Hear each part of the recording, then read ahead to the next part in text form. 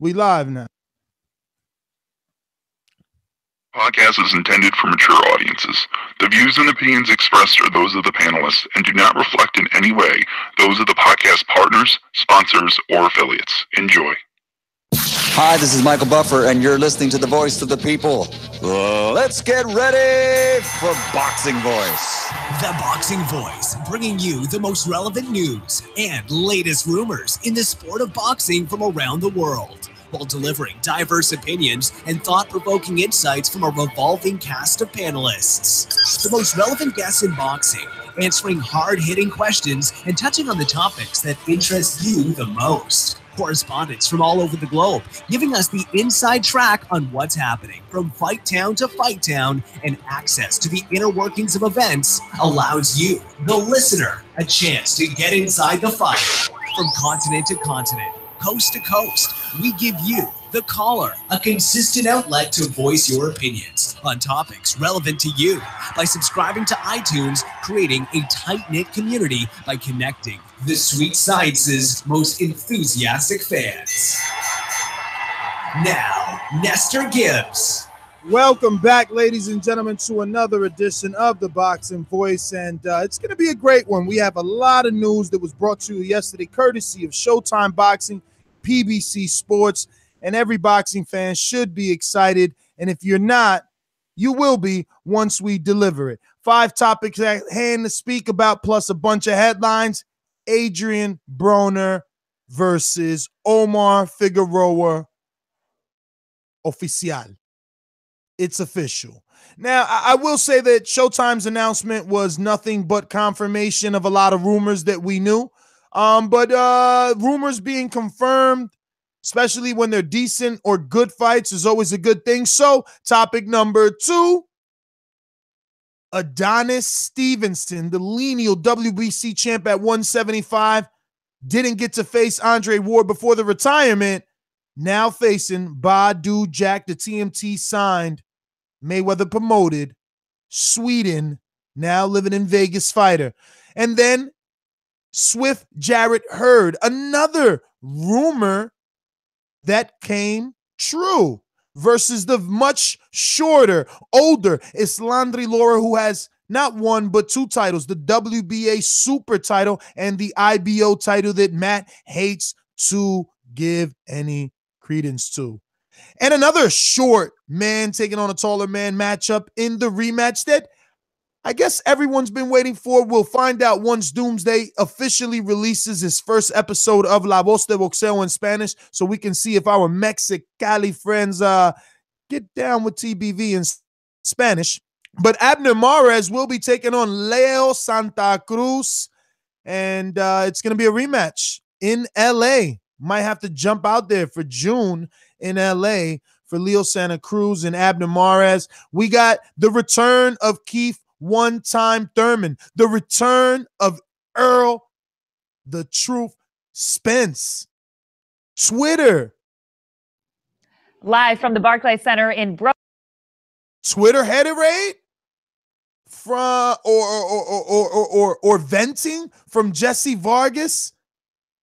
Deontay Wilder and Luis Ortiz come face to face. I mean, this is a jam-packed show. And then you got to mix in that, yeah, Lucas La Máquina Matisse is back in action. For those that might have forgot, he fights this Saturday along with Matthew the Hipster Hunter's favorite 135-pounder, Mercito Gesta, taking on Jorge Lainez. So let me head on out to my co-host in Los Angeles. Daladi Viasi Production. This is a beautiful performance against a very tough guy in Michael Johnson. How do you feel about it? Fuck that. Conor McGregor. Boxingvoice.com. You know me, Larry. From a wicked entrance, from a flip over the rope into a knock out now. When the main thing is, I just help the guy. I wish. Boxingvoice.com. Yes, the Hipsters here. Haters beware. And the Showtime press conference yesterday was a spectacular event. At the least, I would say, because it's a precedent-setting event. Can't wait to delve into all the matchups that were announced. Can't wait to delve into all the news that was announced, the particulars of the fight, etc., etc. Plus, obviously, Jorge Linares, Lucas Matisse, doubleheader at the Forum on HBO this Saturday. Plus, my good friend, one of my gym mates, Lucius Johnson, is fighting on that card as well. Make sure you check him out on ringtv.com.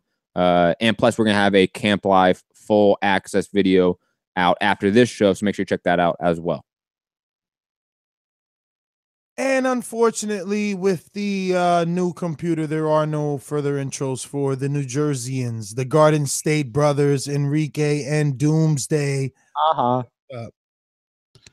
Damn, that's a very unfortunate, sad introduction.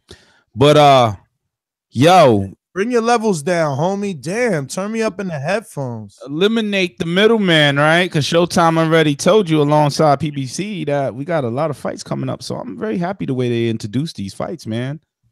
Adrien Broner versus. What exactly has you excited about specifically is what I'm interested in. Which fight specifically? No. What has you excited about the way they introduced this? Well, I mean, it was red carpet style. It doesn't matter to me what excited me. The thing was, I got the email from UNES and it was like, yo, Showtime is having this event. And I was like, what is the event? I remember this is your introduction, though. I almost forgot. All right, so you started. I was about to let you get into the breakdown. You know, it's your voice. You're so charismatic, yo. But I was what I was getting into what eliminate the middleman. Showtime and PBC has told us the truth. Adrien Broner versus Figueroa. That was a surprise to me. It was like, damn, Chris Tucker, Ice Cube. Tomorrow's Friday. What up? Yo, that's the funny thing, man. We got to get to Doomsday's intro so that we could get into this breakdown of this, because out of all the fights that were announced yesterday, everyone's the most excited with Broner Figueroa. But Doomsday that crept up in New Jersey. Dímelo. What up, TBV fam? Dímelo cantando. Dímelo cantando. What up, TBV? Well, you know what? It took so long to get to my intro, I halfway fell asleep. But it's okay. Boo. I know, he laughed at his own joke. When you laugh at your own jokes, that's when you know that was a bad joke. Yeah, whatever. Anyway, what's exciting about the schedule for 2018? We were all talking about it before the year ended in 2017. And I guess we had a little break, a few weeks of dryness, a dry spell in the boxing. But we're back at it again. And with this event, Ness, was there. And he actually got to talk to the fighters, the champions, and there's a lot of exciting stuff going on for 2018. I can't wait to talk about these fights that we've been asking for a long time. So, fighters that we wanted to see in the ring for a long time, such as Adonis Stevenson. I know. Where's he been at? Yeah, he's been tucked away, chilling, man. I hope he comes out still blasting away with that left hand. So, can't wait to ping pong with you guys on the topics. Ping pong. Who's serving? Ping pong. Well, I am. I'm in the driver's seat. You feel me? So we gonna jump into the A-side topic. Fasten your seatbelt, guys. What's up, my nigga? What's up, man? That was lower than what I expected. Now let's see how we're gonna play that. Charlamagne the guy. What's up, my nigga? What's up, my guy? You're one of the most talented fighters in boxing, but you've had your ups and downs. What are your goals for 2018? I ain't even gonna lie to y'all. I'm trying to outshine everybody. I gotta go crazy. Like I've been bullshitting. Like and then they got me up here next to these motherfuckers, and when we got to fight, I don't like these motherfuckers, man. So don't be fooled. Like we just all cool. We gotta fight. We still gotta fight. I gotta rematch Mikey, Sean Porter, and shit. Nah, we gotta get. So this fight right here, this the start of the turn up again, because I'm still turned, but I gotta turn back up. So what's the date? I don't know. Yeah. Whenever we fight, I don't care where it's at. They ain't I don't know nothing yet. I'm ready, man. Let's get it on, man. I'm trying to, and he undefeated. I'm trying to get you your first loss too. So for me, I told myself this year I'm definitely not doing the picking of the heart thing. Mm-hmm. So everything in me says, Broner is more skilled than Figueroa. But that's the heart telling me because then you got to factor in, well, is he really going to get ready? Is he going to be able to deal with the pressure? It's just so much that you have to worry about. I think, you know, it just got signed. I think Figueroa showed by moving up to 47 that his hands are pretty good. I think this is an interesting fight. I really do. And it's even more interesting that this one garnered the most attention out of all the men on that stage. Charlemagne the Guy made it seem like Adrien Broner was fucking Chris Tucker or Eddie Murphy on the stage. He personally walked out past the podium to the other side of the fucking stage just to shake Adrien Broner's hand and talk personally to him. He's a celebrity. Charlemagne has more views on his Instagram posts of the event than Showtime. So topic number one, Broner Figueroa somehow has become a big fight. Broner proving what Matt says repeatedly. He does numbers. And very quickly, if you think about the highlights of the press conference, if you think about, if anyone listening right now, go back in your head right now and think about the press conference. What was the most notable thing ever said? What were the quotables from this event? What were the moments from the event that make you think, oh, wow? First off, there weren't that many, if any at all. Secondly, the only real moments of tension, excitement, theater, in a sense, was from Adrien Broner. Regardless of his L's that he's taken recently, regardless of what us hardcores know his ceiling to be, he is still the most exciting man on the stage. Still a polarizing character. That is an issue, I think, for everyone else on that stage. The fact that you have Broner, who keeps taking L's, is still the main guy there, is still the most quotable guy on the stage. You want to hear the irony? The irony is Danny Garcia walks out on stage and he says his goal is to prove to the world that he is the most popular fighter in all of boxing. But Broner walks out and proves without even trying that he is the most popular thus far. But do you think that's because his online presence, his behavior, you know, he's the arrogant, hated guy, you know what I mean?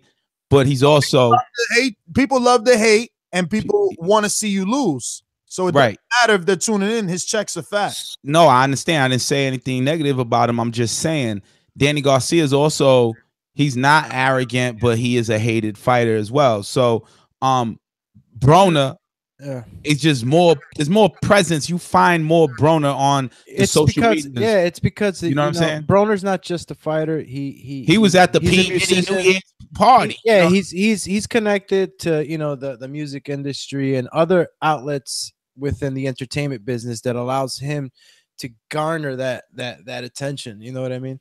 That's why he's able to do what he's doing, even though he's losing. And even though his you know, the guy he's facing is no pushover though. He's facing a game opponent, and it is going to be a hell of a fight, I think, still, regardless of, you know, all the accolades that Broner has and, you know, him doing what he does, yeah, being a boxer and all. He still has a tough fight ahead of him.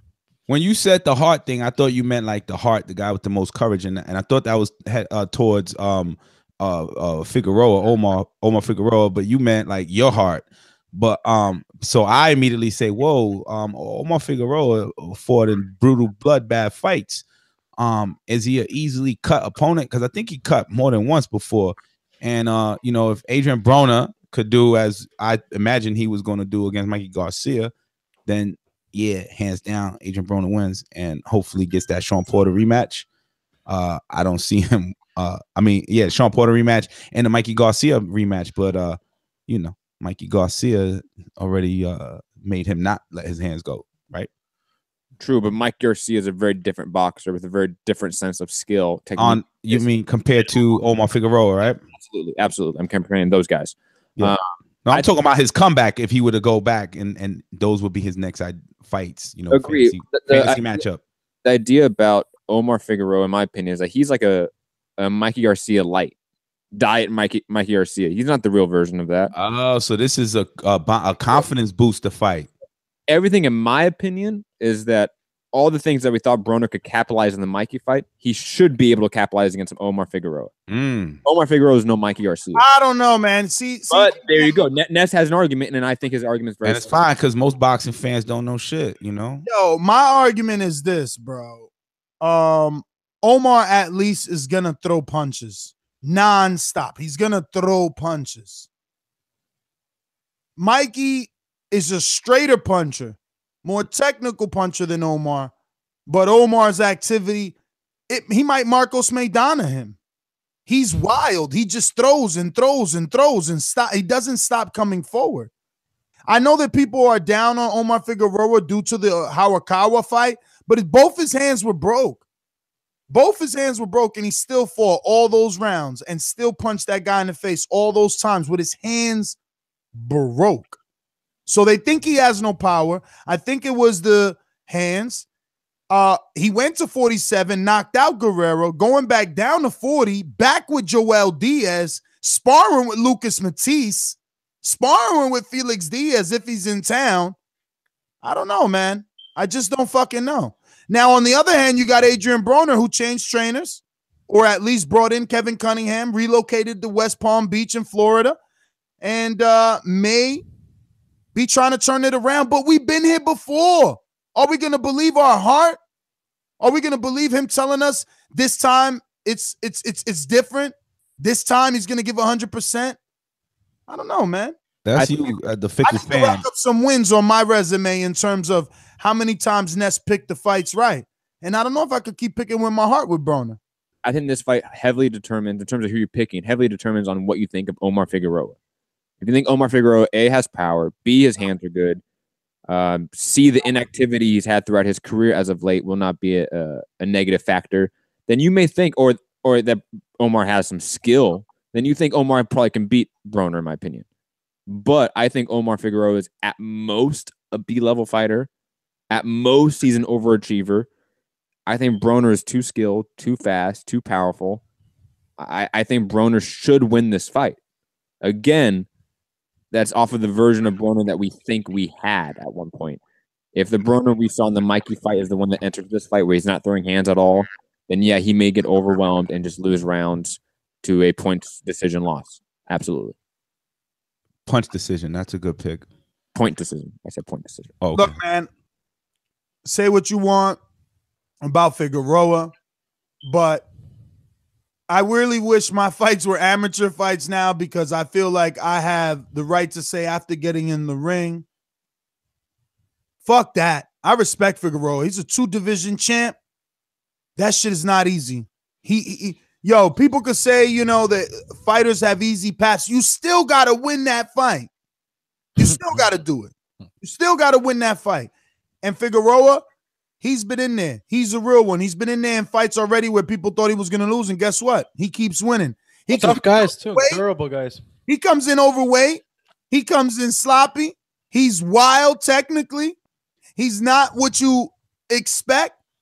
And yet he still holds a win over Errol Spence in 2007, and is the reason that Earl didn't go to the Olympics in 2008. Ooh, you threw that nice card out there, Ness. Just saying. Fellow Texan, and if he could get the win over Adrien Broner, it's setting something up down the line. There were rumors already of Earl and Figueroa. And Figueroa's a big kid. I interviewed him yesterday. My interview will be out. Speaking of, head over to the YouTube channel. We are flooding the channel with significant interviews with big-time fighters. I was in the camp of Errol Spence in Texas. I was in the camp of Danny Garcia with Enrique and Alex a couple of days ago in Philadelphia. You know what camp we'll be going to visit to soon. There's tons of videos. We got our UK correspondent Dove Joel on the prowl as well. He put out a couple of videos with Billy Joe Saunders. We got some new Jim Gray interviews. I mean, Jermall Charlo settled his beef with me. I got an excellent interview with Jermall. I got an excellent interview with Errol Spence going in. You know, I spoke everything. I spoke ratings because I ain't no fucking pussy. I ain't afraid of no ghosts. What I say on this show, I say to your face. So we spoke of ratings. We spoke of stardom. We spoke of Keith. I got his reaction to Keith actually coming up to him and talking to him. Find out what he actually said is all I'm saying. The YouTube is flooded. YouTube.com/TheBoxingVoice. So head on over to TheBoxingVoice.com videos. Woo! That's the soundboard for today. Woo! He Ric Flairing it. Woo! Yeah, man. Omar Figueroa and Adrien Broner closing that out. Marty Sway, yo, I usually tell my codes not to answer people in the chat, but you're a patron, so I'm gonna give you some attention anyway. And it's funny. It's really funny. He said, Ness, Danny wasn't really fucking with you. He knows you a Thurman fanboy now. It's true. The thing is, I ain't even put out my Danny interview. My Danny interview, Enrique got it in a fucking coffin. Is buried. You need the Italian people to get it. It's on his camera. Actually, you know, it's breathing right now. When it's dropping. Hold on. He says breathing right now. What the fuck does that mean? That means that he has the box still closed. Dropping? When is it dropping? Let me answer Matt first. Let me answer Matt first. He hasn't looked at it once. That's what that means. No, that doesn't mean that at all. So you're just making assumptions, just like a bullshit boxing fan, making his prediction. But what I'm saying is, when I said it's breathing, it's like, you know, a bottle of wine.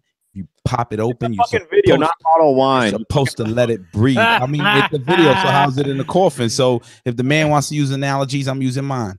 Yeah, your analogy sucks because how is it breathing? Your beard sucks. That's why you shaved it off. It's only being seen to you. Your beard sucks. That's why you shaved it off. Nah, yeah. Adrien Broner, Omar Figueroa beating Adrien Broner and possibly facing Errol Spence. I like that. I like that a lot. So, yeah, that's the possible brewing. All right, let's move on. Topic numero dos. Topic number 2. Anybody know Portuguese? Or Matt, that's you. Say it in Portuguese. I definitely know Portuguese. Segunda-feira. Such a whack-ass Portuguese bilingual guy. I never said I was bilingual, but okay. I digress. He's a Spanish. Badou Jack and Adonis Stevenson. And according to Badou Jack, he obviously thinks he is the A side. He's putting himself on all the posters in front. Oh, why did you say Portuguese? Why did you want someone to translate something to Portuguese? Because I said it in Spanish and in English. So you're another language on the panel. Oh, I thought, but you're just a fake Portuguese guy. Gah. So yeah, Badou Jack, Adonis Stevenson. I have no clue why this is topic number 2, ladies and gentlemen. This must be a collaboration between Scorsese and Matt. But I like the fight. And I like that Badou came out with his old titles, even though, I was like, I was looking at people and I'm like, yo, why they ain't all bring their old titles? But I hear him, he vacated, he didn't lose. So it's different for bringing out his old titles, I guess. But I don't know if I don't know where I stand on how excited I am on the scale for this one. I guess as it gets closer, I hope to get more hyped. The gym was hyped on it. When I went to the boxing gym today, a lot of the fighters were hyped on that fight specifically, Badou Jack versus Adonis Stevenson. What was the talk of the gym? What fighters? What gym? Fill us in. Well, obviously I was in I think it was the Hill Street Boxing Gym in Signal Hill, California. Gilberto Ramirez was there, WBA, I believe, super middleweight champion. WBO, my bad. And obviously Lucius Johnson, who I'd filmed today, was at the gym sparring him, along with some other amateurs. And we were just talking about, the Showtime announcement. And this fight specifically was talked about almost the most, I would say. But excited for Adonis or excited for Badou? Just the matchup. Like, they thought it was a really great fight in terms of the matchup, the pairing of the two, I should say. A lot of people think that Badou's going to get knocked out. There was some of that. There was some idea that Adonis Stevenson's too powerful, that left hand. Badou Jack has been knocked out before. What the narrative that we all know is there. And then you have the narrative that Badou Jack is too skilled, he's too clean, good guard, good defensive, posture, etc. But it was talked about. Even though I shit on Scorsese for saying that this is the fight of the decade, because it absolutely is not that. It is a great light heavyweight matchup, and it is so far the best fight in the division of the year. It can possibly make Adonis Stevenson look great. Man, coming off the couch for how long now? More than 2 years, right off? Yes. And I think if you're more excited for Broner Figueroa than Adonis Stevenson, Badou Jack, you're more of a casual than hardcore. My first reaction was like, big fight name. but dangerous for Badou. Shout out to the super chat, Andre Diakonu, $5, saying Swanson doing a horrible job in social media game. PBC needs to hire Charlamagne the God as an outside influencer. Get more eyes on the sport. 131,000 views in 21 hours. Andre Diakonu. I'm actually glad he just said that because I was going to address another comment in the chat by RR1000. It says, Charlamagne sucked. Unprofessional idiot. I will say, I can see where you call him unprofessional because he botched hella names. He fucked up Mares' name, Centennial's name. He fucked up. He's a casual, but he got invited. Exactly. So it don't matter. You can fuck up Lil Uzi Vert, but you're the radio host. No, but that's what I'm saying. Even though this guy is criticizing him, I side with Andre Diakonu, who feels like he produced. Eyes. Yo, what's this? What's this, Matt? What? Don't be fucking censoring legendary boxer. He said some homophobic slurs, so that's why I censored him. But he'll be back. It's only timeout. Relax. Come on, man. You can't say homophobic slurs in the chat or racial slurs in the chat. Sorry, guys. Matt, you're always a chat bully. How's that bullying? No, he's a chat police. So, yo, remember when you were a kid and you wore them little, like you was a hall monitor? Matt was a hall monitor back in the day. Yo, he was the dude with the orange thing at the crosswalk. He was a trustee, and he'd be like, "Yo, you come here." Are you guys done? You want to talk about boxing, or he was a trustee when he got arrested for a parking ticket? I went to the past real quick, Matt. Sorry. It's okay. Okay. Just make weight next time for your fight. Shut up. I know, right? All right. Hurd and Lara. This fight actually has me excited. I interviewed Hurd. Hopefully the interview was good. I had some technical difficulties with my mic. But you shot on your phone? No. Well, yes, because someone has my memory card. Yeah, it's in the coffin with the Danny Garcia interview. You're right. I know. Yeah. In the coffin, man. I took extra equipment thinking we were gonna meet, but by the time I seen that text, it was like, forget about it. Ooh, I'm getting blamed. Oh, hell yeah. Oh, damn. Of course. Cool. So I'll take the fine, the $5 fine. Speaking of $5, someone in the comment section, I can't even remember their name. I wanted to bring them up. They said $5 for a comment equals sad. Oh shit. Well, he didn't say 4. He said $5 comments equals sad. I don't know why is that sad. I mean, he just got a free comment shout. Maybe he wants people to pay more because he said 5. Maybe 5 is. Oh, okay. Sad. Hopefully that's a good 5 point. Is like, oh, 5. That's nothing. That's sad. Ooh, respects his angle, man. All right. So Hurd and Lara. Hurd looks big as hell. Huge. Yo, Hurd looks like this though. I mean, all his last opponents, I've seen him up. He's just really tall, and his shoulders. I mean, he's bigger than these guys, man. Man, that guy's gonna be a 168 before he's done. Yeah, it's funny to me the way he just walks through these guys' punches. You know what I mean? No, wait till my interview drops, bro, because he's like, look, if they don't give me the Charlo fight after I beat Lara, then I'm gonna just take the brother because I might not hold the weight. Like he's like, there's no reason for me to stay down here unless it's a big fight. So, yo, 160 is gonna get crazy. That's what's good, man. They got to keep signing talent though. Like if you think about it, like all their 40s have moved to 47. All their 47s are moving to 54. Some of the 54s have started to move to 60. They're in business for a couple of years. These guys are getting older, but still being able to progress in their career. But they need some younger talent again. They need some newer people. I mean, the Brian Peraltas, Jamal James, those names, they're not ringing bells. What happened to that Miguel Flores kid that they signed, Mexican from the West?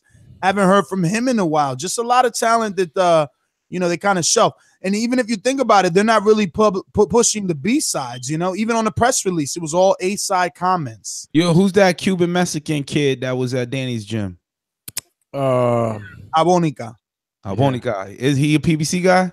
No, free agent. Free agent. That's right. He did say free agent. I thought he said something about PBC. Shout out to Ness with the killer interview. Head on over to youtube.com/videos /Thaboxingvoice and check out my edition of Camp Life with Danny Garcia, and I give you an insight to all his sparring partners and just get inside that camp and show you how he's throwing that left hook, man. It just made me want to get on the bag, and his bags are so official, bro. And they all bruised up too.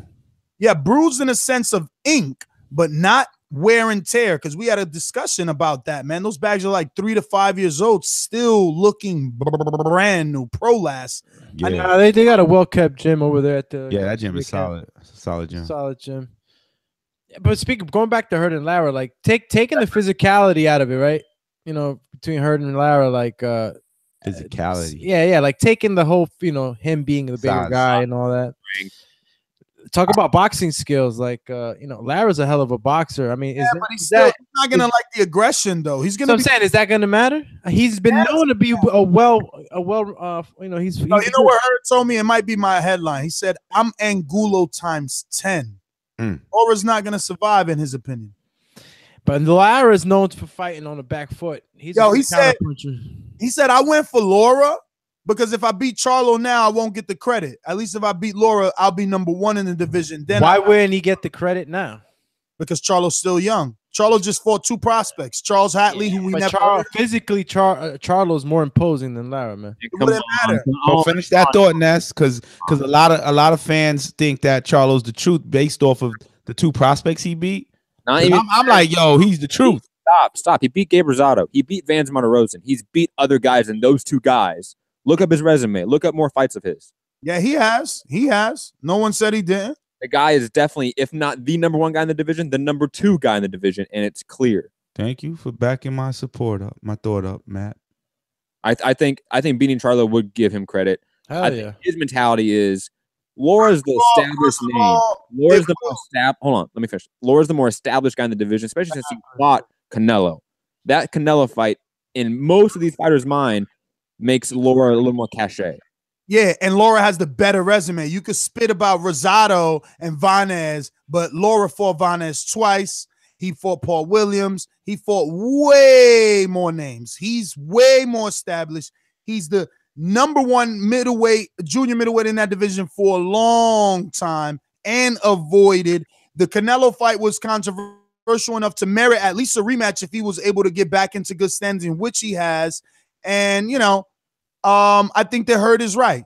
I think that, like you used the word established, Lara is that. Established as the number 1 154-pounder. He is. No one, I mean, maybe they consider him the way that you do now, but no one runs around saying it out loud like, oh, Charlo's the number 1 in the hell no. And if they have, they just started saying that. Don't forget, if you're going to be doing any Amazon shopping, head on over to Amazon.com. No, excuse me. No, if you're going to be doing if you're going to do any Amazon shopping, you can head on over to the boxingvoice.com/affiliates and use our hyperlink because it costs you nothing. But we need a total of $550 to go to a camp. I'm trying to keep it on the hush hush. You know, we only do big names, so you know, help us get to that 550. Shout out to Andre Diacono who just put $5 towards that. We need 545 now. And we're going to do another Camp Life, big time name, you know. I just don't want to say the name, then all of a sudden I get there and I got other people trying to jump my swag. I don't want it to fuck nobody up. I'm just keeping it real. People start, trying to tell me and shit. I might have to shank them. Swag jacking. I know it's not working, legendary boxer. Call us in on Skype. Skype never fails. Add Nestor Gibbs to the conversation, and you can be part of Skype. So, Ken, I know you're out there listening somewhere. KM Star, call us in Skype. Everybody should be having Skype. It's always better. Sooner or later, we're going to fade out Blog Talk one day because of issues like this. We had a scheduled guest that's going up for a pretty good fight that I'm interested in versus Junior Johan, and we won't even be able to talk about it because he's not on because the Blog Talk is down, and it is what it is. So anybody have any thoughts on Hurd-Lara so we could close that up and move forward?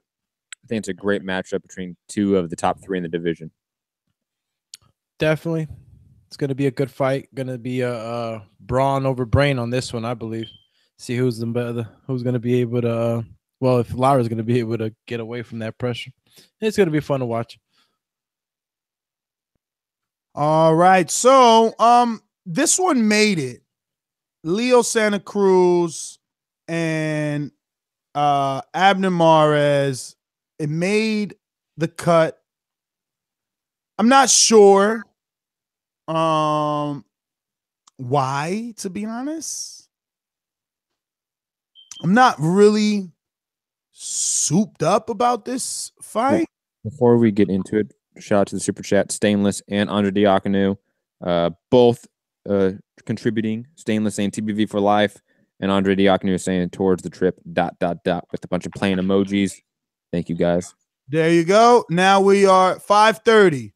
5:30. So somebody could just give 30. We'll be at 5. I mean, little donations. Every dollar counts. And we're going to bring you some big time stuff. Again, I don't want to announce because, people be swagger jacking out here. But really quick, we're going to go to Leo Santa Cruz. Hey, fans. How you doing? Want to announce you guys the rematch against Abner Mares. You guys wanted it for a long time.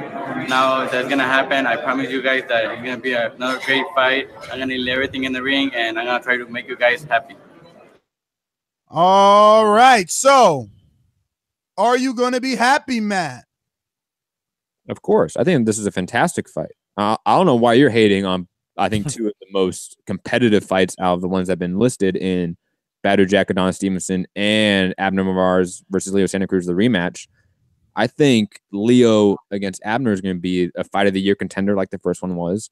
I think Abner Mares has only gotten better with age. He has been aging like fine wine. He's been breathing, to use Enrique's words. I think this fight has all the hallmarks of a great, close, competitive match in the low weight classes that we want. And plus it's in LA. Love that. And I think it's going to be a decision win again, and it's probably going to go to Leo, but Abner's look good. Abner can maybe outbox him. That's the thing. I think this fight is one of the best fights that got announced, even though it may not be one of the biggest fights announced.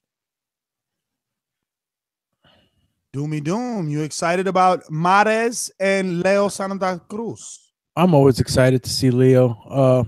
A volume puncher like him always, gives us exciting fights. At the Maris, he mentioned, I think, Matt, you just mentioned he got better. I think he has gotten better. I just don't feel that, if we're going to do a pick right now, I just don't feel he's going to be able to throw as many as Leo can. I just think Leo's going to be able to just land more shots. And plus, let's be honest, Leo showed boxing improvement, like boxing skill improvement in the second Carl Frampton fight. That is true. He showed that he can readjust and figure out a better game plan to beat an opponent in a rematch. I think Leo should be the favorite in this. Yeah. Immediately I was like, damn, remember the time when Leo was only fighting nobodies underneath of the TMT main event fights, and all of a sudden he got 2 Carl Framptons, and now here comes his second Leo, his second Abner Mares. Has he ever had a PFP year pound for pound list? I don't know. Was Frampton Mares in the same year? Did he fight both of them in the same calendar year? If so, maybe. No, he did not. Okay, then maybe not. Yeah. So no, I'm more. I will place this one probably like on number, like the order we're going in. Yeah, like I'm definitely excited about Omar Figueroa, Broner, and then of course Adonis Stevenson, Badou Jack,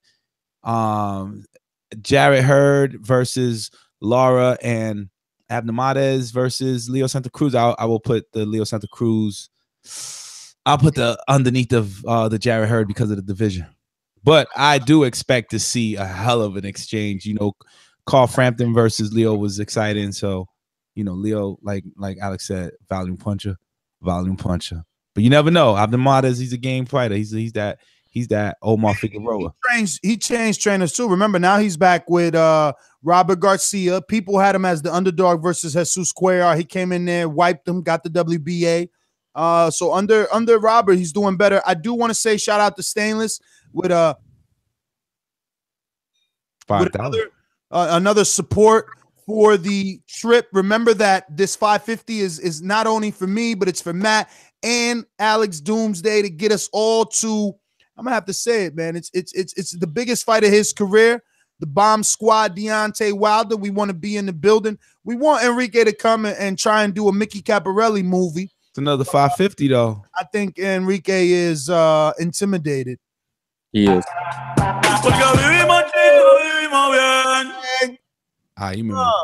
Shout out to Modest Way on the super chat. Shout out to Modest Way on the super chat. Q&A 1, is HBO now a graveyard for boxing? Nah, they just didn't make their announcements, Not a graveyard. They're just going to have the subpar. I mean, look, we got to speak about what they got coming out this week, right? Isn't this weekend on HBO the Sister Cat fight, maybe? No. Come on, Linares Matisse. We already talked about it. Oh, yeah, Linares Matisse and Marcito Gesta versus Linares and Matisse versus Kiram. Yes. Are you excited? Holy shit. Are you equally excited for any of those name fights? Hell no. As you offer Abner Mares versus Hell no. Santa Cruz. Hell no. But before we even go there, we got to talk about Keith and how he says, I'm not fighting Spence in 2018. This is my get back year. But we knew that. Jesse Vargas, he's fighting, yes? Oh, maybe not. Jesse, go to the Twitter, Matt. Get that specifically. Let's tell the world how Jesse addressed the champion. Jesse Vargas on Twitter said, how can you call yourself a champion and try to pick the easiest fights around? If that's your position, just let the titles go. Hashtag boxing, hashtag man up. That's so who's he picking? Who's his opponent? I don't know. Oh, we don't know. We don't know. Cue the beat, Matt. Collazo, maybe? Oh, which beat? I'd take a Collazo rematch, but Collazo might be too tough. That one. Wah. So no hints. I don't think it's Collazo. If it's not Jesse Vargas, if it's not that caliber, Devin Alexander. No, then it's a significantly lesser caliber of an opponent. Well, Jesse seems like he has the info. Well, that's true, but neither of us are Jesse Vargas, so I didn't say I was. I'm just saying he seems to have the information. Or at least knows it's not him. At least knows it. He's not getting the contract. He's not getting the fight. Or maybe this is still, and there's still negotiations. This was used as a tactic to put some sort of fan/media pressure on Thurman. This could be a lot of things. I don't know. Thurman looks pretty happy. You know, we were at the Danny Garcia gym, and it seems like Thurman has two possible fights coming with Sean Porter and a rematch with DSG. I'm not making a room up. I'm just saying that's what it felt like was going to be the future for him before Errol Spence. So we were supposed to have Ronald Ellis on the show, and I was correct. He is supposed to be facing Junior Johan February 2nd. Very interested in this fight. Ronald Ellis, he's an up-and-coming prospect. He beat Christopher Booker. Christopher Booker has been, making his bones locally on a lot of PBC cards, coming up the hard way. And he beat, not beat, but he had a majority draw with Jerry Odom. Not that I rank Odom, but a good win to have. Odom was a prospect at the time. And now he's taking on Junior Johan. Enrique, I want you to listen closely because you know Junior. He's trained with us alongside us. He's been in our gym. He sparred in our gym, and he signed to Rock Nation. And he has a bit of influence on social media, I believe. It's not as big as some of the bigger names we speak here. But this is an interesting fight because someone's is going to go. And this is Junior. It's probably his step up. I mean, Christopher Booker was a good test for Ronald Ellis before getting in there with a guy like Junior. But listen, I've been watching Junior. He doesn't fight on regular TV. He's on like the CBS Sports Network. And his last one, he let his hands go, but the guy was old. This is an interesting fight. Very interesting fight. I mean, look, Ronald is coming off of almost a year and 1 month layoff. He had an injury, so he's been inactive. So this might be the right time for Junior, or they might be catching Junior at the right time, thinking that he's underestimating the so quote unquote Ronald Ellis that's coming back from injury. So again, sucks that Blog Talk let us down. See, one day we'll reach those Patreon goals and we'll have our own studio with our own landline, and we won't miss great interviews like the Ronald Ellis that we were supposed to see. So make sure you tune into that. February 2nd, it's going to be in the Winner Vegas Casino and Resort. It's going to be for a vacant USBA super middleweight title. So those are the regional titles under the bigger sanctioning body. So these still belong, like the USBA might be a WBA version, a regional WBA version, and they just call it USBA. So they're still attached to the bigger ones. WBC is the only one that still uses like WBC, and they just call it like Intercontinental. They don't really have a, USBA, but the NABF and all that, I think, is for the WBO. So this is the way that these young fighters get up the rankings when they're not the Errol Spence and Keith Thurmans of the world. So yeah, I got one other piece. If you guys don't have anything on that fight, I know that you all personally know Johan. I have nothing on that specifically. I do want to go back to the point about HBO before we go to the callers. I don't know if we want to. Real quick, shout out to Modest Way again on the super chat. Which PBC fights announced were given 0 fucks? Yeah, I mean, there's like a Mikey Lepinets fight. Like, I gave 0 fucks about that because that was just a postponement. Like, that wasn't anything new. Like, so I'm not gonna say I didn't care about the fight, but the announcement at the press conference specifically, I could give 2 shits about. Which one? Me too. Shit about? Lipinet, Mikey Garcia. Same here. Yo, word is born. I can't believe they rescheduled that. Yo, it's like I even interviewed Robert Garcia. Head on over to the YouTube channel, man. Listen, we're doing hella work, all right? We're trying to build our own ESPN of only boxing. Fuck all them other sports. It's just boxing around here, but our correspondents are putting in work, all right? And I spoke to Robert Garcia, and we spoke specifically about that. It's just like no one really cares about this. We just don't. I'm like, yo, if Omar gets the win over Broner, could we see an all Mexican affair with Mikey Garcia since he's fighting in San Antonio, Texas, and Omar Figueroa is from Velasco, Texas? Will they use that? Because this year they're starting to put people in the right places. Speaking of right places, Matt, find the image that shows that there's like 4 fights that do not have locations, so we can at least play the guessing game with the panelists. I had it somewhere. Location. Oh yeah, I don't have the picture specifically, but I do know the fights that do not have it determined. Yo, so I said all those words, and Doomsday comes in and says location. He's an ad-libber. Yo, he's like an ad-libber of our rap group, 100%. He's like Lipinets. Oh, you lick. Not. I ain't even got the gunshot. That's a shot he took at you, dog. Right now, the only fight that does not have an official location as in terms of city, not necessarily venue, but city, is Erislandy Lara versus Jarrett Hurd. There's no city attached to that. Every other fight has a attached city at least. Maybe not a venue. Would you wild guess maybe Barclay Center? Which fight? Erislandy Lara. I doubt it because the 2 weeks later. It's Adrien Broner versus Omar Figueroa and Gervonta Davis at the Barclay Center. Ooh, I'm going to that one. The week before the Lara fight. I think I'm going to go to the Broner fight. Maybe. No, you should go to the Deontay Wilder fight. I think I'm going to do that too. That's in the Garden, no? Oh, that's Barclay. Garden. Who's in the Garden? There's somebody in the Garden coming up. Not on this side of town. Not this side of town, but we gotta wait until we do an HBO show. Oh, okay, right. Jeff Horn and Crawford. All right. Maybe that.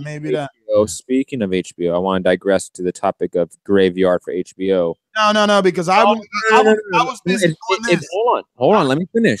I was busy doing this. You said that there was only one not announced venue, so we can't move on, Matt. You can make all the faces you want. I said city. The article I'm looking at right now has a city attached to every fight except. Where's Laura Hurd at? It's TBD. All right, where's Broner Figueroa? That's Brooklyn. That's the Barclay. Where you see that? Because it's not announced. CBS. Huh? CBS is saying that. Because it's not on their schedule. I'm telling you, CBS, which owns Showtime, is saying Brooklyn. Your face hurt, Matt. That's because he shaved. Again, I'm just saying. It says you try to shave so that people won't know it's the same Matt that took the ass whooping from Warren. That's why he's not using his overlay either, so he could be like, "Yo, that ain't me though." Yo, let me pseudo break a rumor here, guys. Relax. Okay? All right, let's hear the pseudo break a rumor. Okay, so HBO. Yo, what's pseudo mean? Phony. Sort of. He's always pseudo is phony. Pseudo and digress. And he likes to use hyperbole. Yes, those are my A lot of people are using this hyperbole. Yo, that's a Wu-Tang word. Hyperbole. What the fuck? Yo, hyperbolic sounds like a Wu-Tang song. Remember that triumphant song? It's like hyperbole. Processes and hot processes. Disease can't define what I be trapping these Valkyries. Lyrically perform more robberies. Possibly spotted me. Yo, it sound like you about to spit some woo over there. I was about to. Overtime. Anyways, digressing. God. The other word, digressing, downshifting. Who was seen at a? I know you're gonna hate this, Ness, but just go with me here. Just follow me. Wait, I missed that. What started all over? Who was seen? Guess who was seen at a UFC event, cage side with Dana White? Floyd Mayweather. Nope. Mike Tyson. Nope. Peter Nelson of HBO. Oh, they're gonna invest in that. Peter Nelson's the Steven Espinoza of HBO. He ain't the Steven because Steven got a promotion. He got that new job. Steven got that. My applause. Give him an applause. I don't know my applause. I don't have one. Come on, man. Don't do that. I'm sorry. I don't have my soundbites up right now. I'm gonna build my board. But Peter Nelson was seen with the execs of the UFC. HBO really has no boxing schedule of any extent this year. It's also the year that the UFC final year of their Fox deal. Why are you always trying to bring UFC up, Matt? No, because it's related to boxing. Let me finish. Better not duck me, son. You better not duck me, son. You talking to maybe out.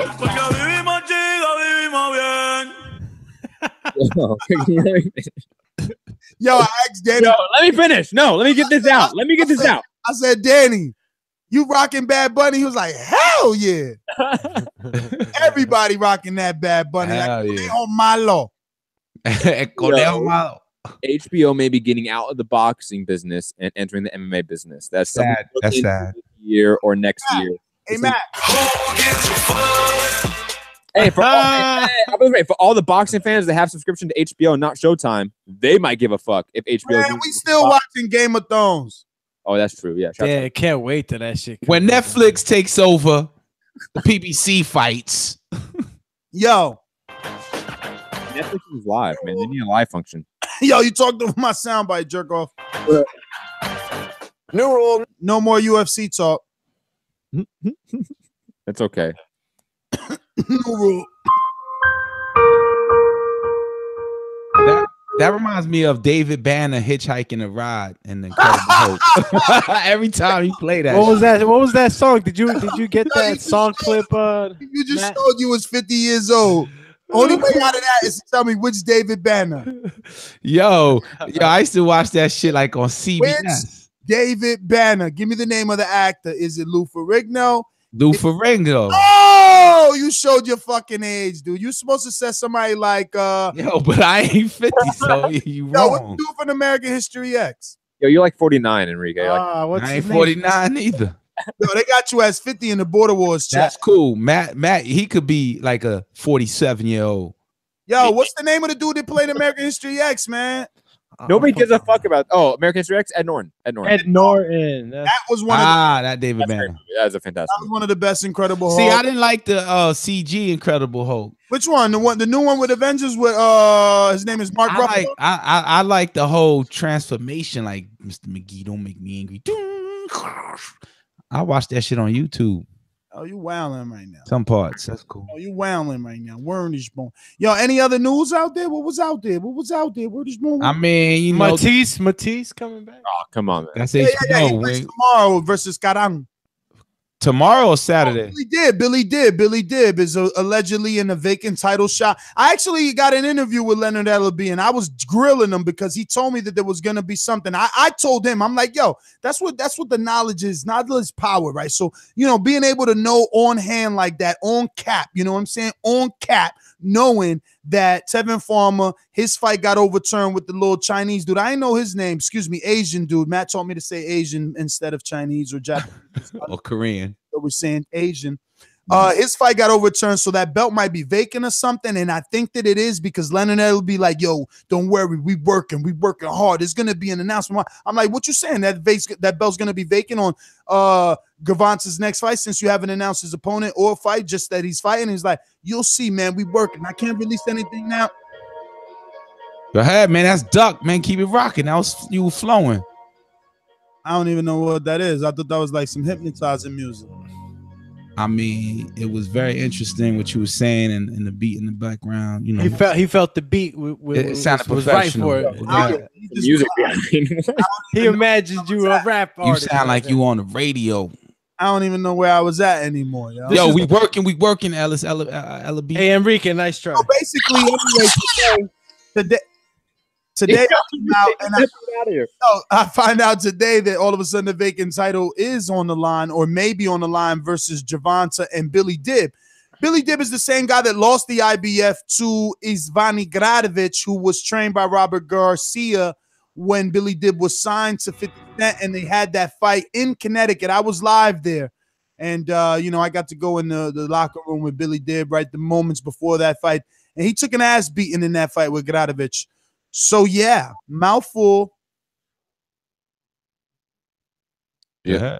Is that it? That's a great idea of thinking. I really didn't listen to all of it, but yes, agreed. No, I was just bringing up more news. Tank. Oh, that's right. Davis, Billy Dib. I think it's a all right fight. It should not be for a vacant belt. But we can move on. So Gervonta doesn't have an opponent other than he's fighting right on the card of. Actually, it's Billy Dib. I just went through all that. Did you not hear him? Punch you right in your freaking neck. Oh, okay. I thought that was a hyperbole. No, I wasn't speaking hyperbolically. Hypotheses for Ross. Digressing. Yo, any other news, Matt? I think that's it. I mean, they're Errol Spence fight. We didn't really talk about that. Yeah, I was going to mention that. He's probably going to fight in Dallas. Yeah. Earl got a hometown fight. Now, is that to make him more famous? Well, that's like when they gave Keith his hometown. It's like, yo, we can't keep telling you to do something for us and not do what you're asking, right? So they want Earl to win. They're investing in him. The networks, the Heymans, everybody, they're invested. They're all in. So, yo, explain that soundbite. It sounds like Spartans about to go. It's critical. It's critical. Like every movie in like the mid 90s to early 2000s that featured any sort of suspenseful action. Come on. Yo, Enrique with his music. That ain't my music. That's Doomsday. And he playing it straight from phone. What are you doing, Doomy? Play on your computer. Come on. You know I don't even have a soundboard. No, that means you're what? Suck. Suck is bad at making weight, you know. Yeah. 185er. No, I hear your fight sign. I hear your fight sign. According to Matt, he crossed you. He trained over here with you, and now he's Team West Coast. It's all right. It's similar to Pac. How Pac grew up over here and then went over there. So we just gonna shoot Matt. Shit happens, man. I hear it. That's Angel Garcia too. Funny. Any other news? What do we got, ladies and gents? Jermell Charlo's a fight in we didn't talk about Jermell Charlo having a fight, not announced opponent. Jermall Charlo fighting Hugo Centennial Jr. I don't know if we talked about Centennial. I talked about my interview with Charlo. You could check that out. And I mean, we could talk about Centennial and the face-off.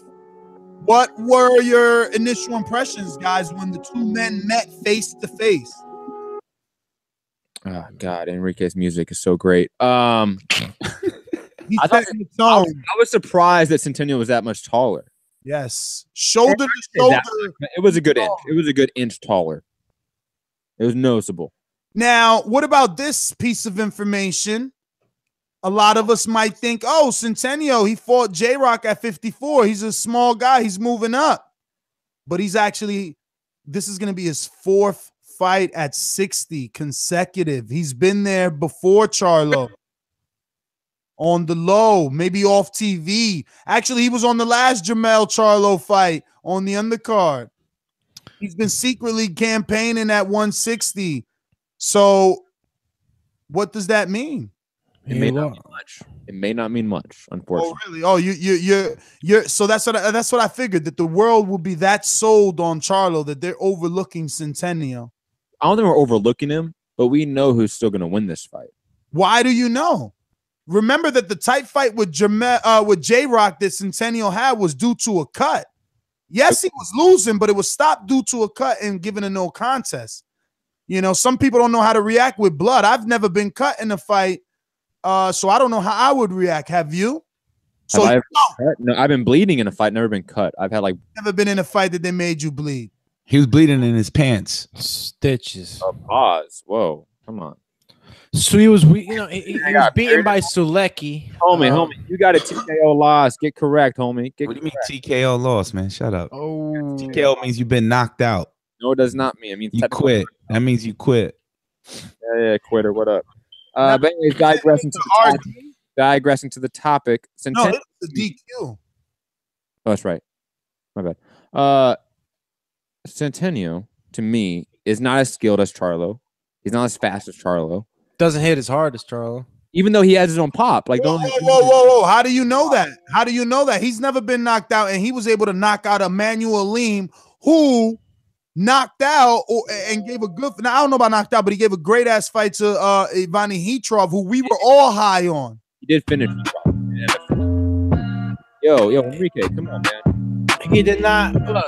Yo, why you mad that he's adding that flavor? I can't hear people talk when he. Yo, what's that Joe Budden show? He's trying to make it like that. Was it Complex? I thought. No, what if Enrique just wants to be the DJ and shit? He's like our Kid Capri to Def Jam. Well, I mean, first off, get the levels right then if you're going to do that. I think it's your headphones, though. It really isn't when you were playing loud music. Who did he knock out before that? I mean, he KO'd what? James De La Rosa? That which Alfredo Angulo couldn't do. And before that, it was Angelo Suna. I mean, even that, let us know if Enrique's music is either cutting us out and making it difficult to listen to, or is it pleasant? And do you like the nice surprise? Undertone, I'm saying undertone. You were cutting out a little bit, Ness, when he was playing music. But I heard him loud and clear. That's great. It's on your end. It's very different when it's on your end. Oh, I got the pro shit. You're right.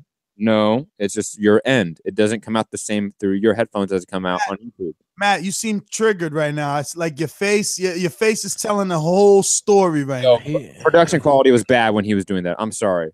You know me. Let's ask Doomsday. I'm a sound snob. I don't want to ask Doomsday. Andre Diakonu. No one else needs to ask anyone. Andre Diakonu said cutting out on YouTube, so stop it. Okay, there you go. Rubsky said turn that shit off. Volume down, dog. Thank you. God, please. This is said volume down. This ain't FM radio. This is a podcast. Again, I have no idea what we're talking about because Enrique is playing music and that. We're talking about the people that he's knocked out. Dr. Mofongo, I like Casual's music. Oh, yeah. Yo, let's let some callers in. Let's mix it up. We're going to go out to Skype. Remember to add Nestor Gibbs on Skype. That's NESTORGIBBS. If you do not add, you cannot get on. We're going to go out to... Because they were top rank, but come to find out, they know who real Popeye is now. What'd he say? You look like Popeye right now. Nah, he's saying now them top rank fighters know who Popeye is now. Oh, who Popeye. Yo, you got to get them levels right. I'm a motherfucking monster. It's a whole mix show, but that's a dope intro. Pedazo de Monster? You there? Sorry, guys. I was trying to get my phone ready. Hi. Hi. How are you guys? Sorry to make you look bad as our producer, but it's not really our fault. You know, technical difficulties happen. These things happen, and I'm thinking of trying to figure out better ways that we can make the whole Skype thing work with interviews as well, not just through Blog Talk. So we're working back here. We're working. What's going on, guys? What's there to talk about? Can we still bring up the Spence fight? And can I still bring up Can I get my crow for Fortuna? Because I think I texted you guys Fortuna, right? Well, here's a better one, right? Leo Santa Cruz versus Abner Mares. More exciting than Erislandy Lara versus Jarrett Hurd. What are your thoughts? I love Abner Mares, and I really like Leo Santa Cruz. So I actually prefer that fight. I'm not too big of a fan of Lara, to be quite honest with you. But I wouldn't mind seeing that fight. I mean, if it's anything like, if Lara's fight is anything like the last one, you know. Yeah, but his opponent was different. His opponent was different. But it's not going to be much. Now, Adrien Broner, Omar Figueroa, that's a big fight. You going with your heart or you going with the Adrien Broner game? I don't know. I gotta think about that one, because when it comes to Broner, nowadays you gotta really think about it. You gotta really like sit down, get on your thinking chair, and be like, But your heart says Omar. Should I give Broner another chance? Should I give him another? Oh, that's your heart. Yeah. Oh, so you're not even thinking, you're not even considering Omar Figueroa is the truth, and the A game, Adrien Broner shows up, but Omar walks away victorious. It's a thinking one. I got to think about that one, to be quite honest with you. And I got to watch more Omar Figueroa fights. I think I only saw one fight of him, and I can't even remember who was the person he fought. I think I saw him a year ago, I think it was, or 2 years ago. Can't remember. Keith Thurman, you believe he's ducking Spence? Keith Thurman, you believe he's ducking Spence? You know what's funny? I was talking about that with my boyfriend earlier today and this morning. And I I don't think he's ducking Spence. I mean, will you fight? I mean, think about it. You've been off for like a week. I mean, for like a week. But you've been off for like a year. You've been off for a year. You supposedly had this injury, so you got to play along with that. You're the champ. This energy, you're the champ at the same time. Like, there's just so much things. I mean, not that there's so much, but he's already had a series of things that led up to his. You get what I'm saying? So at the end of the day, he already made all these excuses leading up to this decision. So he's going to, use, but guys, remember that. You're going to remember that injury. Remember the fact I got married. Remember the fact. So, you have that in the back of your mind. So now you're like, well, he's been off for a year. He's going to need some tune-ups. And then maybe he could come back and fight Errol Spence. But that fight is going to happen if he can't avoid Errol Spence for the rest of his life. So we just like the fight with Triple G and Canelo happened, this is going to happen too. We just, as fight fans, we need to focus. There's other fighters out there. The world is not just Errol Spence and Keith Thurman. We have other great fights coming up. And I'm looking forward. Oh, Casual, one more thing. If you are going to go to the Wilder fight, can you please let me know? Because I want to sit next to someone. My boyfriend doesn't want to go to that one for some reason, so I might as well. Okay, definitely. That's in the Barclay Center, but I like getting like the $200, $300 ticket. Why? Why you gotta do this to me? Yo, cause he bougie. You ain't never met Cat, but look, you don't gotta pay those tickets. Cause my girl want to go. Maybe y'all can meet up. Cause there you go. Be in the studio. There you go. Yeah, that'd be great. That'd be great. Whatever. Just somebody go Wilder let me know right? I want to see Wilder, and I'm gonna be. I swear to God, everything I love. I already put in my days off for the weigh-in and for the media day. So yeah. I'm definitely. I was about to say something. I'll talk to you later about that so that we can collab and when you go there, you get some good shit. Listen, Mas, let me get to some of these other callers here. That's real quick. Are you doing a TVV mini party for Wilder? Since that's your man's in there? Nah. I mean, you mean here at the house? Yeah, if you want. I mean, I'm definitely gonna be here, and anybody that wants to come is welcome to come. All right. Well, that's all I gotta say. We'll talk soon, guys. Everyone have a good night. Make sure you thumbs up, share the show, holla at us. Good night. Peace. We're going to legendary boxeador. Boxeador, ¿cómo estamos? What's going on, guys? What's up, bro? Man, you need to take Matt's chat privileges away. Every time he gets zoned, he puts people in fucking timeout and shit. It's kind of snowflakey. But anyways, I was going to say the schedule is, I know you guys are saying what was the best moment of the schedule, but I feel like this schedule shitted all over HBO, whatever they have going on, like the fights with Lucas Matisse and Linares. Yo, I'm gonna give you extra time. Anyway? I'm gonna give you extra time. We need to sit you on the couch. Why are all your calls about this versus that? And I get it. Listen, hold on. Who's fucking with Showtime and PBC right now? When PBC was doing shit, everybody was like, man, PBC's trash. So now PBC does good. We can't even brag about that? Come on. That's some bullshit. We've been bashing them since ever they started. Now they're doing good. We can't compare them to fucking trash-ass HBO. I'm not buying that shit. I'm going to call out HBO for all the trash they're putting out. Why not? Yeah, but bro, if I could get a word off, like, two wrongs don't make a right. Like, it wasn't right when all the negative articles came out about PBC. Instead of allowing it to grow and become something special, they bashed it. Why would we turn around and bash HBO? Let's hope that they're not negative articles coming out about HBO. Dan Whitfield's not writing articles. But that's fine. That's fine. Yeah, so that's why. Listen to me.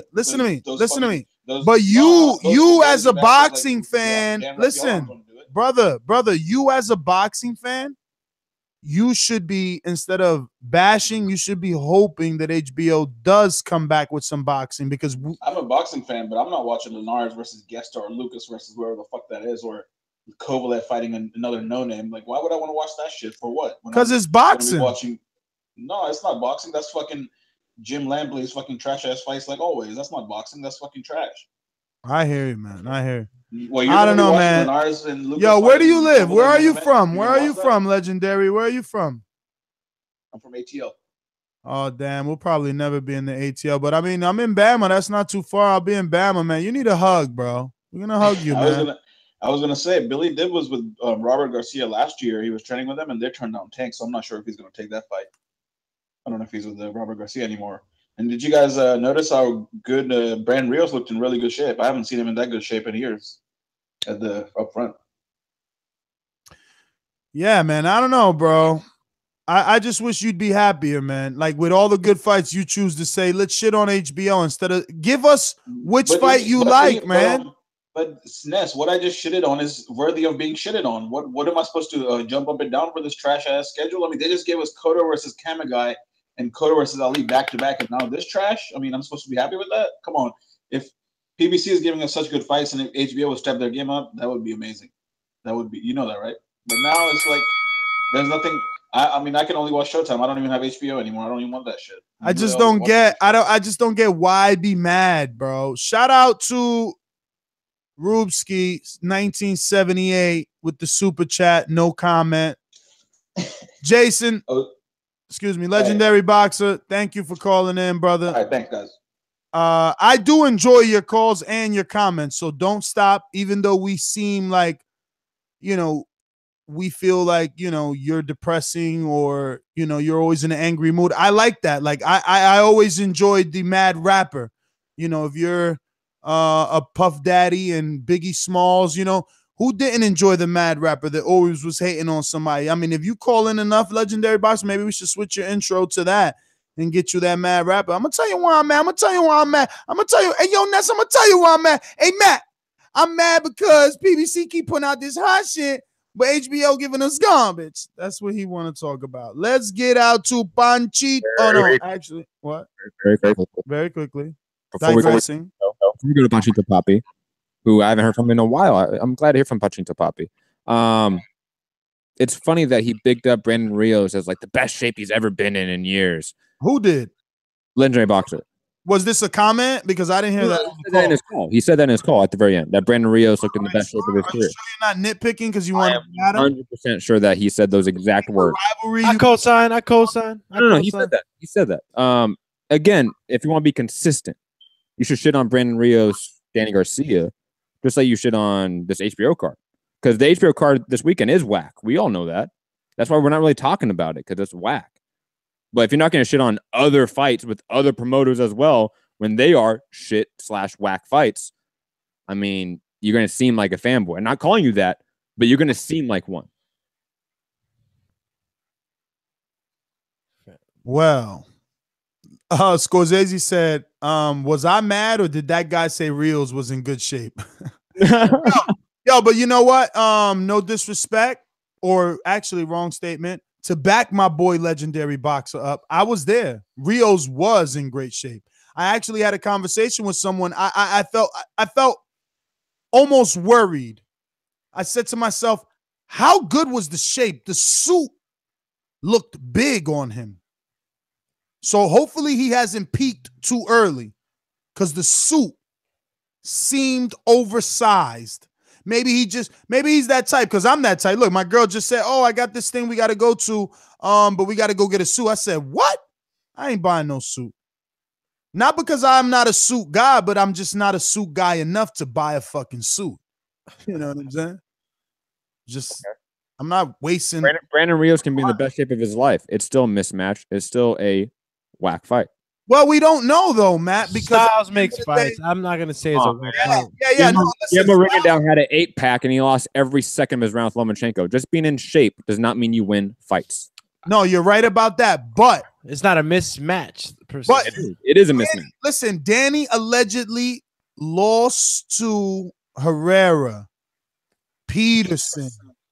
You know, Vargas went 7 rounds before he got knocked out. Like, you just don't know. We don't know what Danny is yet. You know, it's been a long time since he's done the incredible things that we gave him his recognition for. And at the end of the day, yes, he can hang his head high that he went 12 rounds with Keith. He didn't get stopped. But how many rounds did you give him? Danny? I gave him like 4 rounds. 4 rounds. 4 or 5 rounds. Yeah, it wasn't bad. Hold on. I have to interrupt. Boxing Therapy, super chat. Big donation. So thank you very much, Boxing Therapy. Hey, be a real boxing fan. You're supposed to watch it all and enjoy the sport. Stop complaining. We just came off of one of the best years in boxing. Keep up the work, TBV. Good point. Be positive. Thank you, Boxing Therapy. I think that brings us down to 505, Matt. We need 505, Matt and Alex, and we're going to be chilling. And I guess we should let the cat out the bag, right? I'll keep it a secret. I thought you did. You already did. Oh, yeah, you did already. Yeah, you did. You did. So just keep it that way now. Hey, yo, what's up with that? He said Alex Santoyo wants to send Matt $50 PayPal. What's up, Matt? You got side deals going on over here. Ooh. Trying to get to that whey protein. I don't know what he's trying to give me. Is it a bet or just trying to give me $50 on PayPal? Because, I mean, I always appreciate that. Thank you. Let's go out to the calls. We're going to Scorsese. I know we said Panchito Papi, but Scorsese's been there longer. Panchito. Scorsese. Yeah, I'm in here, man. You damn right I'm here for this show. What's good, Errol Spence? Some Errol Spence. Errol Spence already fought. He had his day. He'll come up. He ain't fighting nobody this year. Keith ain't going to fight him. He going to be the most avoided welterweight for the next 2 years, more than likely. But like I said before, and like I'll say again, the fight of the decade was announced. I know Matt's going to have something to say, a soundbite to press, so I'm going to go ahead and ask him. Matt, what is your fight of the decade that was made this decade? Damn. You want so far this decade, right? So from 2010 to now, right? You want to tell me Floyd Mayweather Pacquiao? You want to tell, if you're going to tell me about spilled milk that spilled all the way over into another year and stayed on the carpet for 5 years, please don't bore me. It just stunk up the room. It's not my fight. Is that yours? No, but I still think that's a better fight on paper than Badou Jack versus Adonis Stevenson. Absolutely. That was a better fight. That fight was ending one way. Floyd Mayweather by decision. That was winning one way. Again, we're judging the fight on paper, not the outcome of the fight, because we don't know the outcome of this fight, right? Got up off his face and then didn't fight nobody but Chris Algieri better on paper. Badou Jack has fought 5 current former world champions in a row, and the man gets no respect for it. Those names compared to fight the best, fight this for what? Y'all don't respect it. Danny Garcia and Angel Garcia should keep doing what they doing. Y'all don't give a fuck. Y'all don't care. So when they fighting whoever, what's the boy name that he knocked out in the Philadelphia Prudential Center or whatever that shit is, he should fight him more often. Sammy Vargas. Yeah, then he should fight the Salcatini or whatever the fuck his name is. He should fight him again. Because when they doing what they supposed to do and you praise them, oh no, man, you're just reaching. You're reaching. Man, fuck pleasing y'all, man. That's how I look at it. Danny after Legacy next, but go ahead. I hope they don't do it. No, Danny Garcia got no legacy. Danny Garcia is a unified overachiever. That's next. He just said that's next. Look, what's next? What's next? The legacy that Danny's gonna claim with his father, Angel Garcia. Popularity. I'm the most popular fighter. Man, what the fuck? That shit pissed me off so bad. I'm so popular. I'm very popular. Then Broner come up there. What up, my nigga? Get that coon out of here. Ness, I want to ask you right here. How much you need to send to you right now for you never mention Adrien Broner on the show again? How much dough you need? 100,000. I need a lot because Broner is what you need? popular. Say the number. Broner's money. Say the number. What is the number? 250,000. $1 million. Realistically, to not say what for this year? No, for Broner. Yeah, this year work. All right, this year, that's hard because he's fighting Figueroa. At least, realistically, at least like maybe after the Figueroa fight. Maybe like realistically, I think that hyperbolical. Hyperbolically, I think that it will only take about a G. Damn, you lowballing yourself. No, it's not. No, listen to me. I'm not lowballing myself. I'm being realistic, okay? With his pockets or with what you would take? You talking about 100 G's or just 1 G? You talking about a stack? I'm talking about a stack per month. Oh, okay. Per month. Yeah, because we talk about boxing. Oh, per month. Okay, I see. His name is gonna be mentioned throughout boxing. So that's 11 racks. $11,000. Yo, I feel you, but at the same time, this dude, bro, this is what we need to get rid of. Like the dudes like. But why? He makes other fighters. He makes other fighters. You got to stop hating on him. He makes other fighters. He might make Errol Spence next opponent, Omar Figueroa. Charlemagne to do that. You can't keep on. We can't keep on like you said. Is Broner ever gonna? Man, I'm done with that day. That dude's a coon. He's lost. He's out of this world, and his real fights going. Lara Hurd, real shit. Jack Stevenson, real shit. The rest of them dudes, I like Leo Santa Cruz, Morris. I can deal with that. It really don't have to happen, but it's a mandatory. Why don't it have to happen? Scorsese sound like Monique on the Big Boy show. Abner Mares worked his way back into title contention. It's mandatory. It's a mandatory. But he beat him clean. But regardless if it was a mandatory, like why do we live in a world that if Danny lost to Thurman, he can't beat Porter, a guy like Porter or Earl, and earn another shot at fucking Keith? Like that don't mean because he don't want Porter. He wants Rios. I get you, man. We talking hypothetically. But no, I live in that world. But if he's not doing it, I don't want to do hypotheticals no more. I'm tired of giving these welterweights. They let Floyd Mayweather, Manny Pacquiao piss on their head, and that gold piss they try to turn into gold crowns, and they fine with halfway doing it. And the only reason they fine with halfway doing it is because it's a monster down there that'll murk all of them. And so Scorsese, what's the problem with Adrien Broner versus Omar Figueroa? Nothing. I think Figueroa can beat his ass, but at the end of the day, that's just what it is. Like he's on that level where you don't even think he's good enough to beat these kind of fighters. He just ain't that good, man. It's like we don't know. You don't know if he's good or not. Yo, look, man. Sell me Charlo. Sell me both the Charlos. Sell me Spence. Sell me Jack. Yo, so you like the Centennial fight? You like 160-pounder fight in a fucking 150? It's mandatory. It's like a eliminator bout, so they got to take it. But I know the path they on compared to where he going. I'd rather see them lose for the first time than him lose for the fourth time. You better check my interview with Charlo so you can see the path. He said he going to Errol Spence route. He ain't moving nowhere. He gonna put the foot on both Canelo and Triple G. Whoever got that belt has to face him. Because he's from the South and he rep it right. But listen, you out. You've been on too long. Peace out. Hey, Panchito Papi. Yo, can you guys hear me?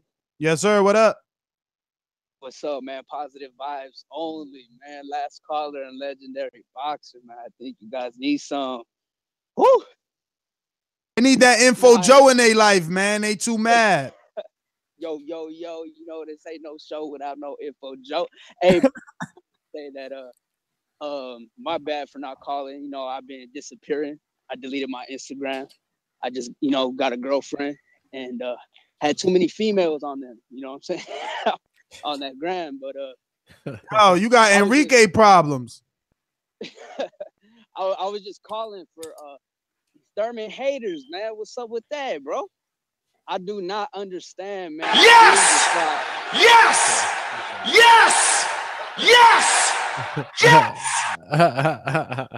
Yo, Alex sound like Beavis and Yo, Butthead. Doomsday is high. Yo, he came at the right time with that shit. He killing it. Like, The top 5 welterweight, back to back, injured through both, and people just want to hate this dude no matter what, man. Like you said, Ness, this dude's the new Mayweather. The same people that were defending Mayweather versus Pac when they were calling Mayweather scared is the same people that are calling Thurman scared with Spence. Thurman ain't no scared of Spence. Come on, man. You really think that dude's scared of him? Now they don't. He just doesn't want to say in the interviews, "Oh, I'm gonna let this fight marinate." He's trying to get that through the people's head. It's just like Canelo and Triple G. They were saying Canelo's scared, Canelo's scared, Canelo's scared. Canelo went in there, man, and in my opinion, he beat Triple G. Boxing, making that dude miss. Dude didn't land one good power shot on Canelo. I think it's gonna be the same thing with Spence, man. Keep talking, Errol fanboys. Keep talking, man. Thurman gonna shut that dude up quick, and you guys quick. That's my call. We got another Thurman believer. You better not duck me, son. You better not duck me, son. And you know, he mentioned it. Yo, stop fucking with me, bro. Anyway, he mentioned, you know, like, but I think around Floyd's time there wasn't a whole bunch of like young guys coming up at the same time as much as it is now. These guys are all fairly like young to the game. You know, they're all in their prime right now. Everybody, right there. There's some serious fights that are going to happen amongst these young guys right now at this time than it was when Floyd was coming up. Not to say that Floyd didn't fight guys in the prime, but all these guys are young, hungry lions right now in many of the divisions. All right, let's go out to Jay in Orlando. I should replay that soundbite, Mr. Heavyweight. What's going on? Nothing much, fellas. Nothing much, man. Hey, man, I gotta spank you and Matt real quick. So y'all want it now, or do y'all want it at the end of my call? It's always better to take an ass whooping early. Matt showed us that.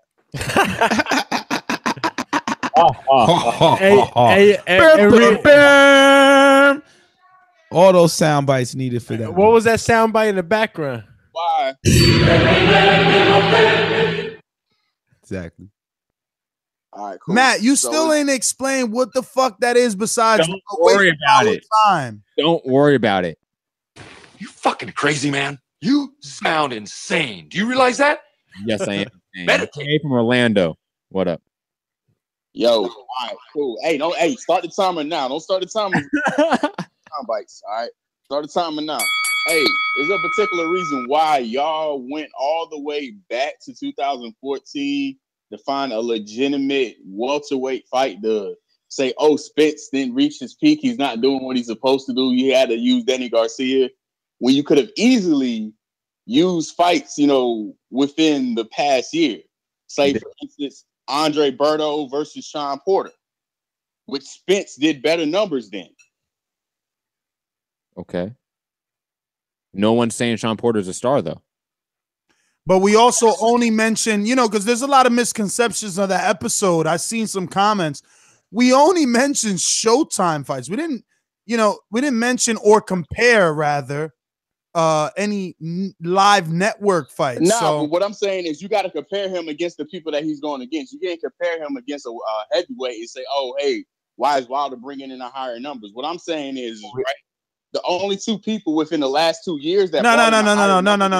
That's a cheap a way out to say heavyweight, because Canelo's no heavyweight, Triple G no heavyweight, Ward is no heavyweight. No, we didn't use Canelo Triple G. We used Broner and Mike Garcia. We used Danny Garcia. We used numerous guys in that weight range. We did. Wilder and Adrien Broner. Those are the only two. The only two people in the last 2 years that have higher numbers than Spence. The only two people are Adrien Broner and Deontay Wilder. Everyone else, he sitted on. Jermall Charlo, he sitted on. Of course he did. Of course. He should.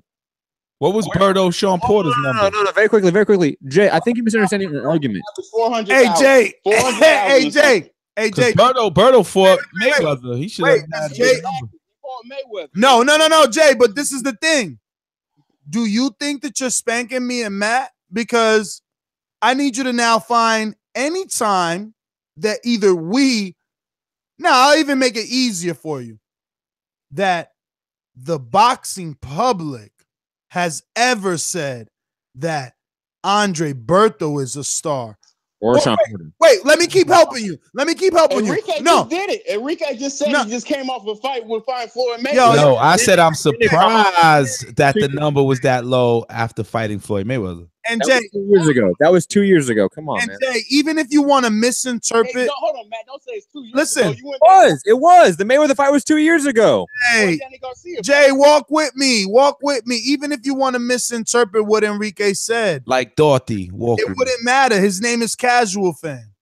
I said I'm surprised, and I quote, surprised, I'm using air quotes, that Berto Sean Porter was a low number. That's what I said. Why would you surprise? Berto was never a star. Just because you fight Mayweather. I didn't say that because he's a star, but Mayweather is the star. Just because you fight him doesn't mean you are a star. Exactly. DJ Georgie Porgy in the chat. There's only a handful of stars, Ness. That's right. There's only two. And Berto isn't one.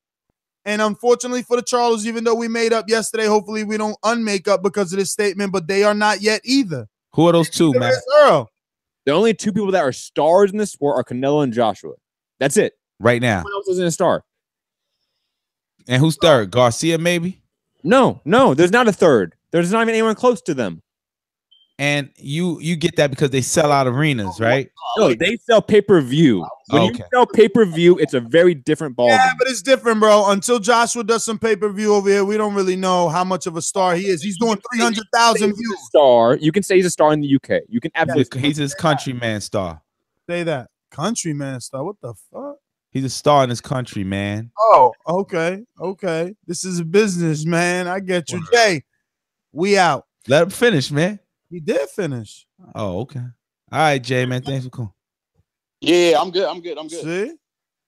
Yo, why you always got the hate I on? don't think we ever said Thurman is a star. I don't think we ever said Danny was a star either. Damn, you know what we said? We said Thurman could be a star, but at this point, you said could be. Could be. Listen, but at this point, Matt, Thurman and Garcia are our generation stars. Their numbers indicate that.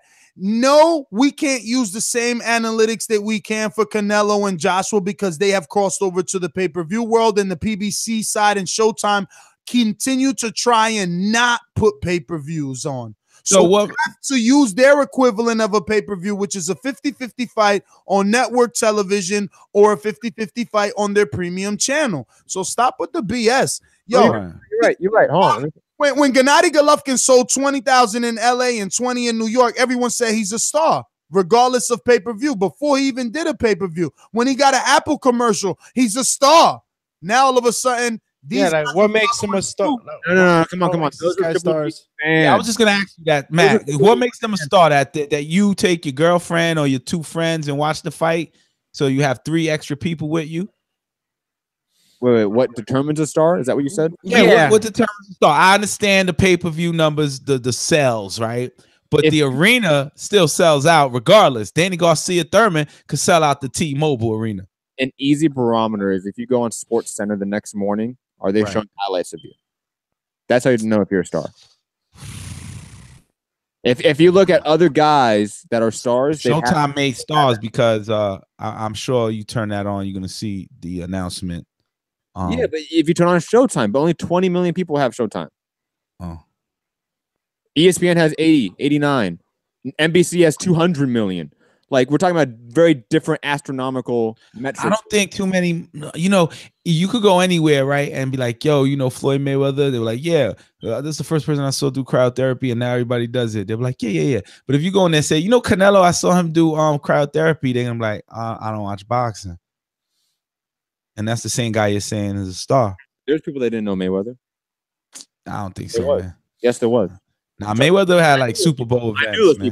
I knew those people. They didn't know who Mayweather was. Mayweather's part after Mike Tyson. It's Mayweather is part of the boxing fight party at Holmes.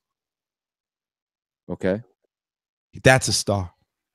Canelo has become the fight party person because Mexico's big, man. Mexico support them. But he's not in every household. Maybe. I might be wrong on that. I would say Canelo. I think it's very clear that Canelo and AJ are the only 2 stars. I would say Canelo is a bigger star than AJ. That's not debatable. I think that's completely true. I'm adding the fight party aspect to it. That's why. And plus, 1 million pay-per-view buys in the U.S. means very different than 1 million pay-per-view buys in the U.K. Nah, it's the same thing. Numbers are numbers, man. No, it's $30 to $60 pay-per-view buys a lot difference in that. And money value, yes, but you still got the viewer. So if I have 10 viewers and you have 10 viewers, we're equal. No matter if you charge them $1,000 or $100. I see your point, but we both know that the guy making the bigger bank at the end of the day is really the winner.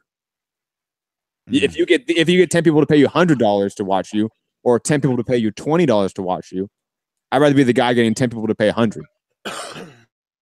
I think AJ could do that, but they're just more fair in the UK or whatever his match room or For any UK fan out there, just be aware of rising pay-per-view prices. That's something to be aware of. That might happen with a guy like AJ. They might do that. If they can sell 70,000 seats like that, what makes you think they're not going to raise the pay-per-view price? Because of precedent? That's never stopped the sport of boxing from doing stuff to gain more money. Ever. We got to remember, America, the promoters were like Don King, Bob Arum, Oscar De La Hoya took from their page. So, yeah, things are more expensive in America. Agreed. Ness, are you there? No, he's not. Yes, I am. Oh, you are there. You want to go to the next caller? No more callers. Oh, my goodness. We're wrapping it up. Overtime, guys? Any overtime? Call them wrap up. Call them fight party. MB in the chat says that the pay-per-view prices in the UK already sneaked up €5. Ooh, watch out, guys. I'm telling you. Pounds. What is that? The pound sign or the euro? Euro. Oh, that's pounds. All right. Watch out, guys. Or ladies out there. They're going to raise that price more and more. If you have a star like AJ, you can do it. Just like Mayweather. Pay-per-views used to be $60 or $100, but then they became that. They were 40, 30. Yeah, like back in the Tyson day, they were cheap, man. They were $39.99. Yep. I remember $39.99. Yeah, but then HD came along. Who remembers this? What?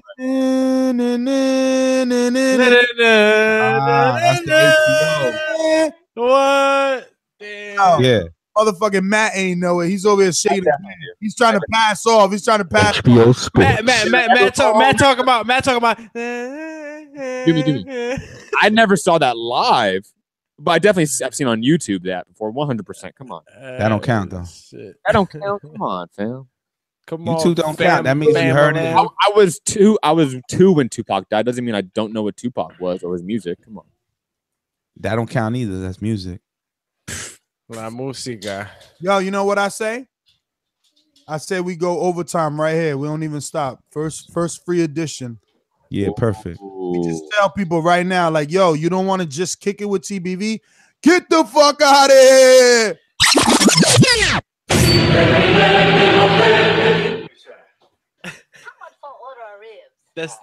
That's the face you gotta make when that soundbite comes on and shit.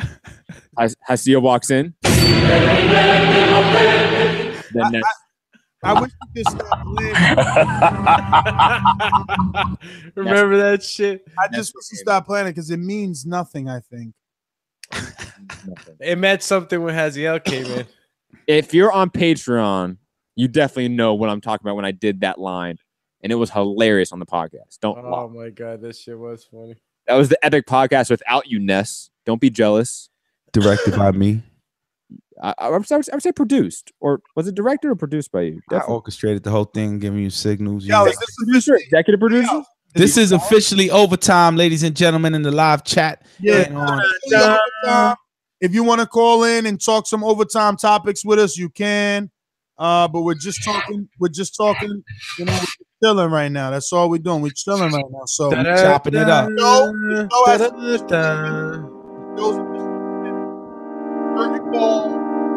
Enrique, you're trying. Enrique. I know the audience told you they can't hear us when you do that. Cut it the fuck out. I know it's fucking up your swag, Enrique. But you gotta adjust my levels. No, one day we'll make it to the right Patreon goal. We'll have a studio and all that'll happen, Enrique. JD say open the lines. Lines open on Skype. Blog Talk is down. Skype up. Yo, every mobile phone got Skype now. Download it on Android Market or free Apple Store. Since this is overtime, I'm officially eating my fries. They are from Wendy's. Sweet potato fries. Batatas fritas. Sweet potato fries and salad. I'm back on my shit. Know what I'm saying? That's funny. I don't like losing. I never said I liked losing. I'm just you fucking like losing because you don't train. I'm just you don't train.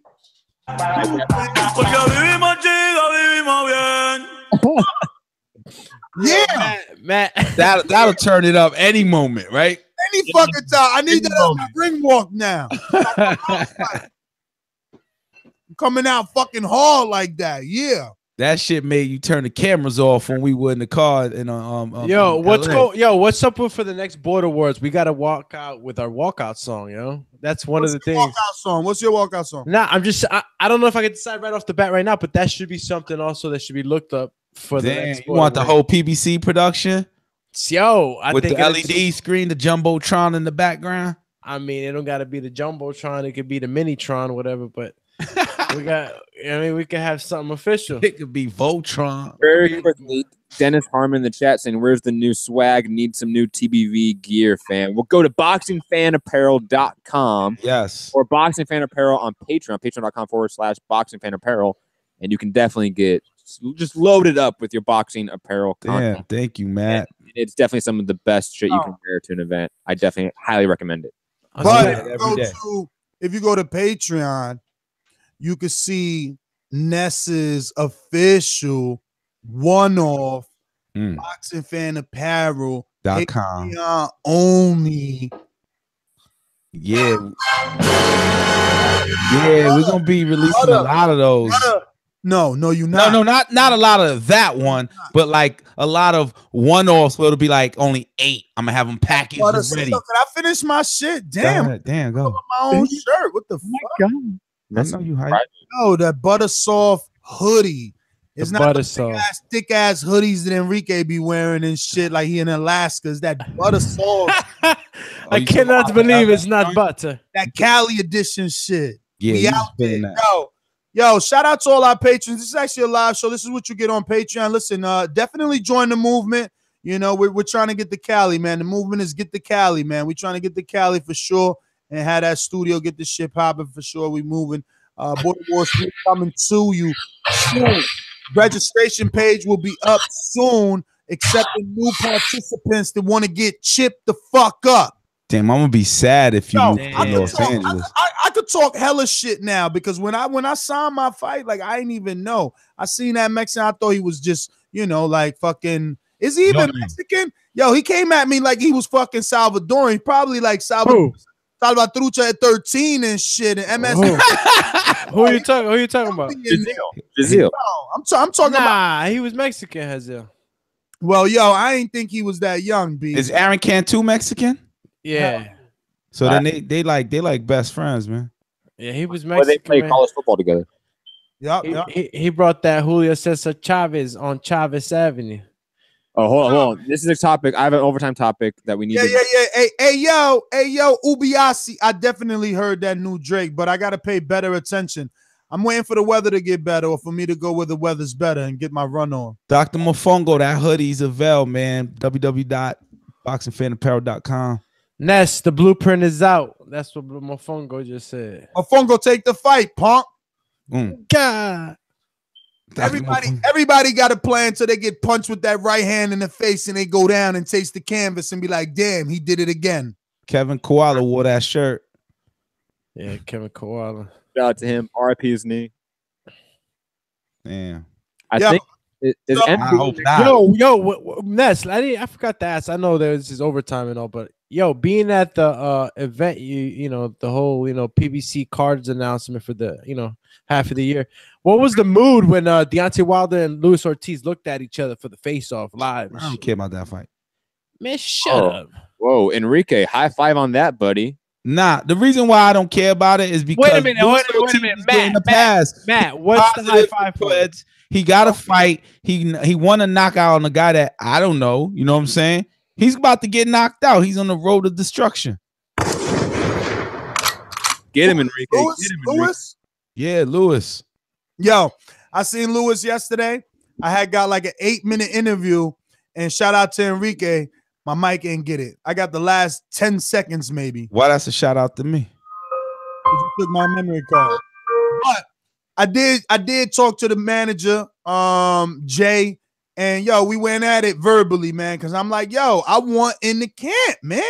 I want in the camp. He like, man, I ain't letting you in the camp. You Team Wilder. I'm like, what? That's why I'm fucking Team Wilder, because you ain't letting me in the fucking camp. He like, all right, call me. I'm like, no, let's do it now. Set it up right now. I'm a fucking book right now. Right now. He did that LA talk to you. That Hollywood talk to you. Yeah, I'm gonna call you. Call me. I'll call you. My people are gonna call your people. So I told him, I said, yo, I want in there, man. He's like, yo, man, last time we were down there, they didn't even answer the phone call, bro. I know, bro. That's crazy too. They protective. They scared. And yo, I mean, bury that laugh though. I remember when we were down there when he was fighting Thompson, and they were cool as hell. You know, when I met them then, and they were confident. I really thought that we were gonna had gone as many times we've been to Florida. Every time we're down there, we always ask, "Hey, what's up?" I mean, there's no bias. There's no bias over here. You know what I mean? My favorite TBV moment this year, or last year rather, was when we were at the Garden for Rigo Lomo. We go to the hotel. It's me, Alex, Ness, of course, and like 3 other people, and they only let us in the hotel room. They were like, "Yo, let them in." No. Ayo, no. Yes! Yes! Yes! Yes! Yes! That's how Ness' heart was beating when he got let in. Very quickly, Stainless is saying that he has not received some of his Patreon rewards. So on the back, TBV. That's because on the back end. Let's take care of that. Just pointing out That's because Ness sitting on him. I went to his house and he had stacks of shirts. Like, can you believe I still didn't send these out? Yo, Enrique dare say that when he just brought them shits. I brought them shits in 2017 to you, man. Stop it. Hold on, very quickly. To Enrique, I'm gonna back Enrique here. Ness, there is a ton of merch at the pad. And maybe if we don't have the TBV gear, we're sending out some merch that we, I'm just saying there are some stacks and stacks of shirts. Yo, Matt, I told you I just got a service and they're gonna be mailing things out. I said by like I didn't know that. I didn't know that. Yeah. That's new news to me. Get better because it is overwhelming, bro. I would imagine it's a one-man band over there shipping everything. Got 100 labels to fill out. I completely understand that. I did not know we have a new system coming in February. That should be fun. Got to load up the trunk. Got to drive to the post office. That's a great commentary of how to mail things, Enrique. Next step is to wait online. Step by step. Hopefully Alex is there to help him. Like, yeah, this is everything. And then they have this argument online. Yeah, but you left the red bag. Damn, I like that, yo. What's on your Young Frank's mind? I need that half Puerto Rico, half Mexican flag TBV shirt needs to make. Yeah, I know. Look, even Alex, man. The thing is, oh man, I'm so behind. I know it's getting out. Believe me, service is on point. He hired a service. Damn, that's how I miss you when you move to LA, man. If I can make it happen, that shit is not definite. It's gonna take at least a year and a half to even truly consider it. It is like, damn, all right, can't go to the Garden. Oh, damn, I wish I could go to the freaking media workout. Out with them, man. Just come to LA. Come on, you're Mr. Hollywood. You got to come to LA at some point in your career, right? Nah, man. New York is the opposite of Hollywood. I'm in commercials, bro. That's true. Music videos. You can't do that in LA though. There's not a market out there for that. I've been invited, but nah. I like this coast. Not me. Fucking ice is over half. I like the 4 seasons. Not me. Someone likes that shit. No, Range Rover looked like a hoopty the other day. Yeah, and that's only because it snows over here. That's cool though. Nah, I remember when I was young and I used to see like that SUV all muddied up with the snow ash on it. I used to be like, damn, that's how I have my car look. But it'll be like a dope ass Porsche. You know what I'm saying? And it look dirty. And I could step out all clean and be like, yeah, I could do that, son. Go wipe up that Honda Civic. No, did he just take a direct shot at me? Nah. Yeah, he did. That was a subliminal, man. You drive a Civic? That was a Drake shot at Kendrick right there. Did you drive a Civic? I used to have a Civic, you asshole. Oh man. He like 6'3", jumping out of the Civic. Like what? yo, look at my phone. Go. No, I ain't got an opponent. My phone. Go. I need a tune-up though. If you want in. Oh, he calling you a tune-up, motherfucker. Take that? Hell yeah, here. That's it's a Dominican versus Dominican fight, dude. I'll be hyped. Yo, you know what that means? I'm gonna get the win. Anytime 2 Dominicans fight, the A side always wins. Always. Facts. Damn. Never knew that. Yo, Ayo said, anyone think Nestor look like Fat Joe, low key? He's like a darker Fat Joe. Yeah, whatever. Nah, I don't think so. They said I look like a That was whack. Fat Joe. Yeah. That makes Hell sense. no. Fat Joe got a lazy ass eye too. I seen him on Love and Hip Hop the other day. I'm like, what the fuck? His eyelid, right? Maybe a dark skinned Joe Button.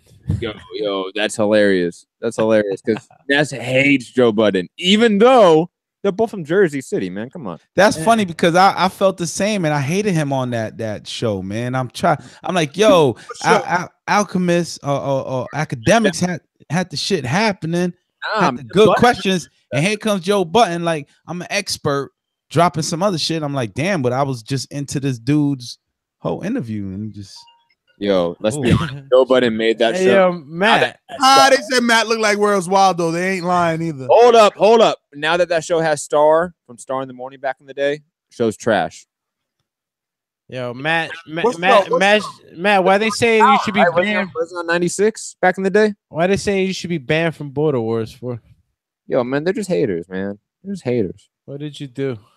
Yeah, I didn't make any illegal blows and be disqualified like Enrique. No, we need a fight for Matt. Or miss weight like Doomy here. Yo, we need a fight for Matt at 130. 130. We're looking for a fight for Matt at 130. You must be a novice.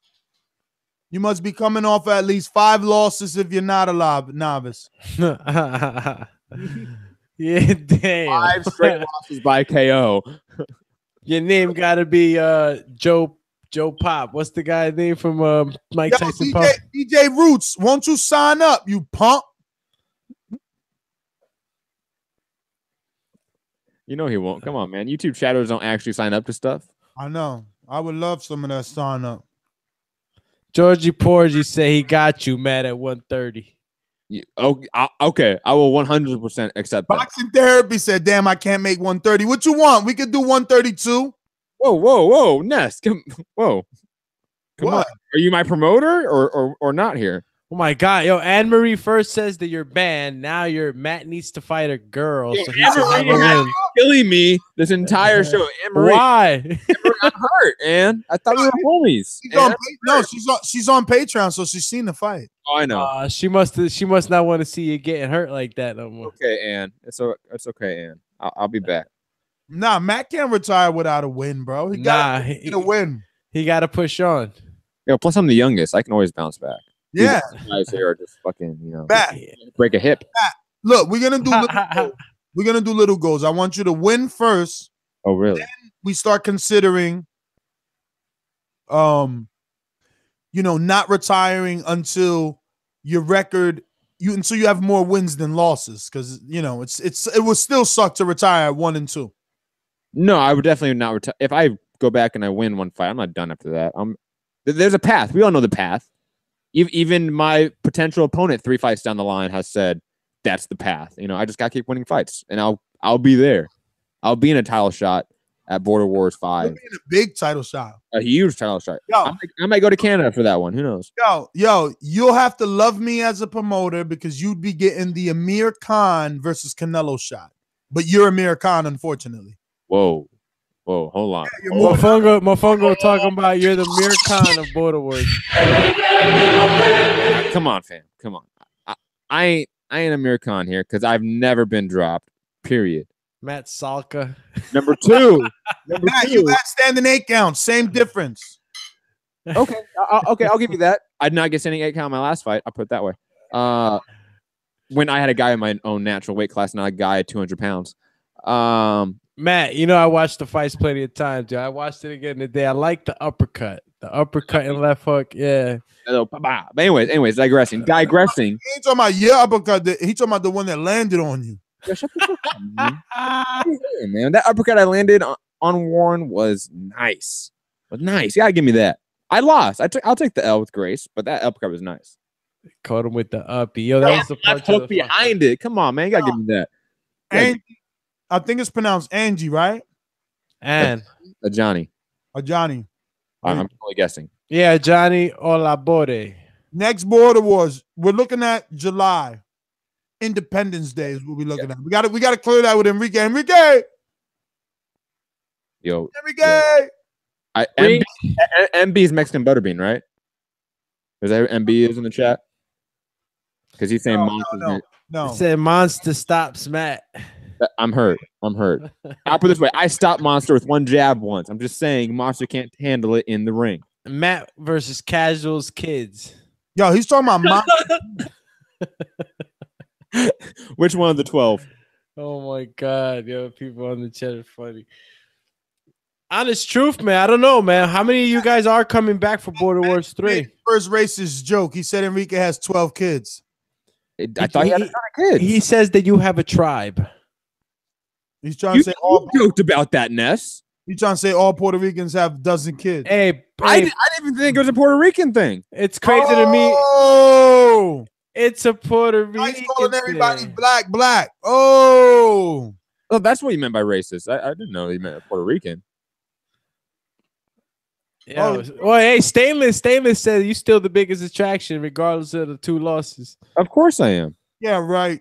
Still the biggest fan. The Adrien Broner of this shit. You can think I'm B level or C level, but I'm still the motherfucker you're gonna want to pay to watch. I think he meant when he said still the biggest face. I think your face, Jelly. It's like still the biggest. Your head is the size of the fucking planet, man. Come on, what are you talking about? The planet. Yo, let's take some callers. Let's go to some callers. Let's go to some callers on overtime. We got it looks like a new caller too. We're gonna go Joel. Joel, what's up, brother? What's up? How you doing? Yeah, I'm good. How's it going? It's going good, brother. What do you have on your mind? What do you want to talk about? Can't complain, man. Nothing. Just kicking back, just listening to the show, enjoying the show as usual. Yeah, we're doing something a little bit different here. This is normally an episode of Overtime on Patreon, but we're doing it free since we got done talking all our boxing for the day. Okay. So I watched the Showtime piece here. You know, was surprised to see Charlemagne up there hosting the thing. What did you think about it? Do you like it? Surprised as well, but I enjoyed it. I enjoyed it. I'm a fan of the Breakfast Club anyway, and I know that Charlemagne's a big boxing fan anyway. So I thought it was good. I thought it was fresh. Now, who was it that you, Matt? I think Matt or Ness, you mentioned somebody saying something negative about his performance. Who was that? Who was mentioning that stuff? Yeah, there were some people in the comments said they didn't enjoy him, and he did make a mistake with last names and stuff like that. I mean, but besides that, was he entertaining? Was he a positive look for the sport? Yeah, and you could tell that he tried. Yeah, I mean the guy's actually been to some of the charity events that actually where you partook in with Ness, right? Boxing Sean Porter in an exhibition. He got in the ring and Porter put hands on him because he tried to go on. So we know that Charlemagne's a big fan of the sport. You know, he likes boxing. So and to be fair, if you listen to the Breakfast Club, none of them can pronounce anyone's name anyway. They all struggle with everyone's name anyway. So some of these names are hard to pronounce. Yes. I guess it's an East Coast thing. Yeah, of course. He's not as bad as DJ Envy anyway. I think he probably even struggled to pronounce his own name. But no, I thought it was good anyway. He corrected him anyway when he said it wrong anyway. He made a little joke of it anyway. So I thought it was good anyway. I thought it was something different anyway. You know, you don't see like this type of thing, and especially like that Steven Espinoza at the start, like, you know, throwing like some jabs at like UFC, like trying to say like, oh, you know, look how good boxing is doing and stuff. But I thought it was good.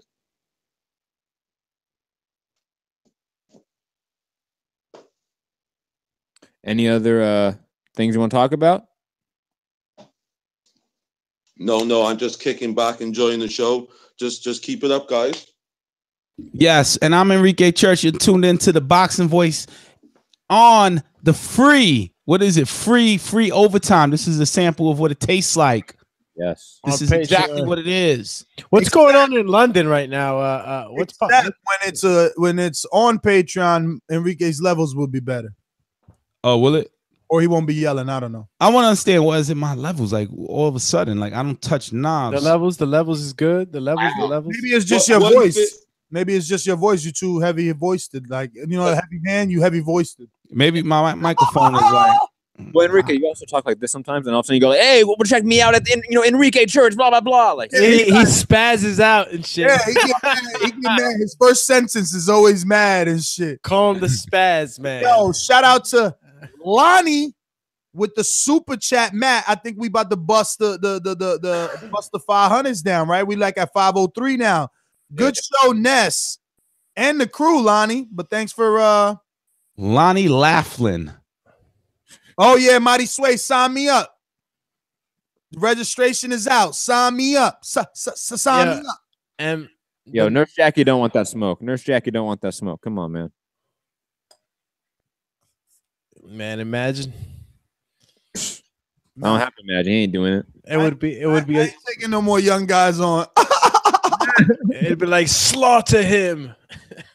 Fatality. Word. Hey, Matt. Yes. So, do me, let me. Yeah. Any new? Yo, shout out to Anjani. He said, "Yo, I'm gonna donate when I get this bag next month. Good donation." Shout out to you just for using the bag, baby. I like it. Let's get out the callers. No, actually, you were in the middle of something. Alex, go. Sorry. You got the bag. Call me bag, man. Nah, actually, I forgot what I was gonna say. You too laid back, man. I thought I was gonna get into music. I was gonna get into music with Matt, like asking him, like, "Hey, what's like, you know?" Yo, Drake was serving out some fucking smoke on fucking diplomatic immunity. Check out that song if you haven't. He was giving free smoke to anyone that wanted it. J-Lo, Jay-Z, P. Diddy, anyone wanted some smoke, he gave it. Even my homie Joe Budden got some smoke too, man. Wait, what do you mean? Smoke?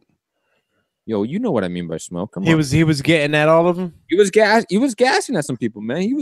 Damn, I gotta rehear that. But I did hear him say something about like, yo, 2014, I lost my J-Lo, something like that. But I don't think that was like smoke at her.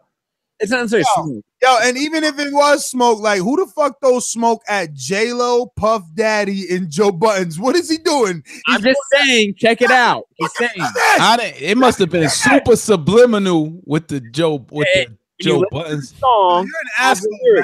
I want to shoot you. You lucky you all the way over. I'm gonna just... Yo, hold on. When you listen to the song, no, my fucking punchline was dope. Asshole. I'm sorry. You had a punchline and I talked over it. Oh, I did. I'm sorry. Not sorry. Shout out to Stainless on the super chat.